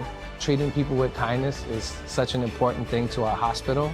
From the moment I show up here to the moment I leave, it is just a collection of big, meaningful moments between the community and staff. Are you looking to spend less and get more on your next vehicle? At Chuck Colvin Ford Nissan, they've got you covered. As McMinnville's premier Ford and Nissan dealership, they offer a wide selection of new and used cars, trucks, and SUVs, all in a stress-free, customer-first environment. Their motto, big enough to serve you, small enough to care, means you'll enjoy the convenience of a large dealership with the personal touch of a local business. Visit Chuck Colvin Ford Nissan at McMinnville today or call 503-376-9650. Chuck Colvin Ford Nissan. Andrew Physical Therapy, Orthopedic and Sports Rehab wants to see you make a full and quick recovery so that you can get back into life and the things that you like to do. Their friendly staff will listen and encourage and guide you through each step of the rehabilitation process. From low back pain to post-surgical rehabilitation after a shoulder surgery or knee replacement, they are here to help. Andrew Physical Therapy, Orthopedic and Sports Rehab. Give them a call at 503-435-1900. Well, let's go back here to Newberg High School. Brian Erickson along with David Manriquez. David, not the outcome you wanted, but they were in the game, which is what you can ask for, right? I mean, 24-21, they're in it. They had some chances, some possibilities, just couldn't get over the hump, though. Yeah, no, I mean, they were competitive the whole game. They did a great job at getting back into the game after it looked like things were getting out of control. They settled down defensively, established a run a little bit, came up with some beautiful plays, big plays by Wilson tonight. Just like you said, though, just a little bit short there. And, I mean, that's just how some of these games go, especially when it's a rivalry game. Yeah, the good thing for Newberg is they're leading the league now, the conference. They will, if they can continue on, the good thing for them is they take on Liberty, which is a winnable ball game for them. And then they take on Sherwood, which would be a huge battle as they're going into that final game. And right now, with a little bit of momentum, this Newberg team might put up a fight. Yeah, it's definitely not out of the question them beating Sherwood. I mean, it's possible with any game, any given Friday. But, yeah, I mean, it's going to be a tough hill to climb. But this Newberg team definitely showed some grit tonight, and they definitely have some playmakers that can make something happen. Well, the Grizzlies, they fall to 3-3. They're one in league now with the loss to Newberg. They'll take on Sherwood, as we said, next week on Friday night, a week from tomorrow. And then they'll finish off with Century at Century. That's at Hare Stadium. So, Jeff, you don't have to worry about that. We don't have to be on top of the roof in the middle of nowhere. And then at North Salem as well. So, a couple winnable ball games, really, for McMinnville after the Sherwood game. Yeah, I mean, they still have a chance at ending the season on 500, so that's a positive. But yeah, I mean, they gotta regroup here and build on the positive things that they did have tonight, and just kind of look at some of those small mistakes that they had tonight and be like and kind of build on that stuff. Yeah, it'll be fun to see what happens. Just a reminder, you can check us out a week from tomorrow, back on Friday night.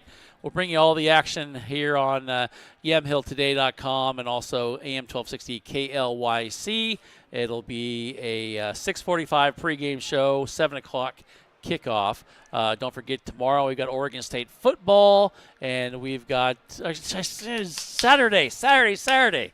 Man, I'm thinking it's Friday. I want it to be Saturday so bad for football.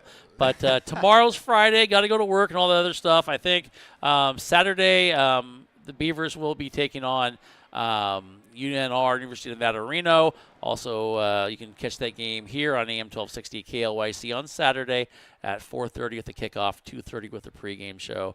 And David, got to shake this one off. Look forward to Sherwood next week. Going to be a home game. That'll be fun to be back at home, though. Yeah, no doubt.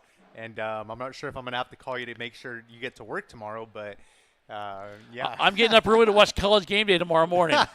I'll be 24 hours early. Oh, well, what the heck. Hey, thank you so much, Dick, for all your work back at Command Central, taking care of us here. Also, everybody out there tuning in here to the action for McMinnville. And, David, thank you so much for your work here tonight. Yeah, thank you as well, and thank everyone for tuning in tonight. All right, final score, Newberg 24, McMinnville 21. The Tigers win the Battle of the Bypass here, and we'll tune in a week from tomorrow, Friday night, back here as we will bring you all the actions. The Grizzlies will host Sherwood here on AM 1260 KLYC and also yamhilltoday.com. Thank you, everybody. Have a great night, everyone. See you next Friday.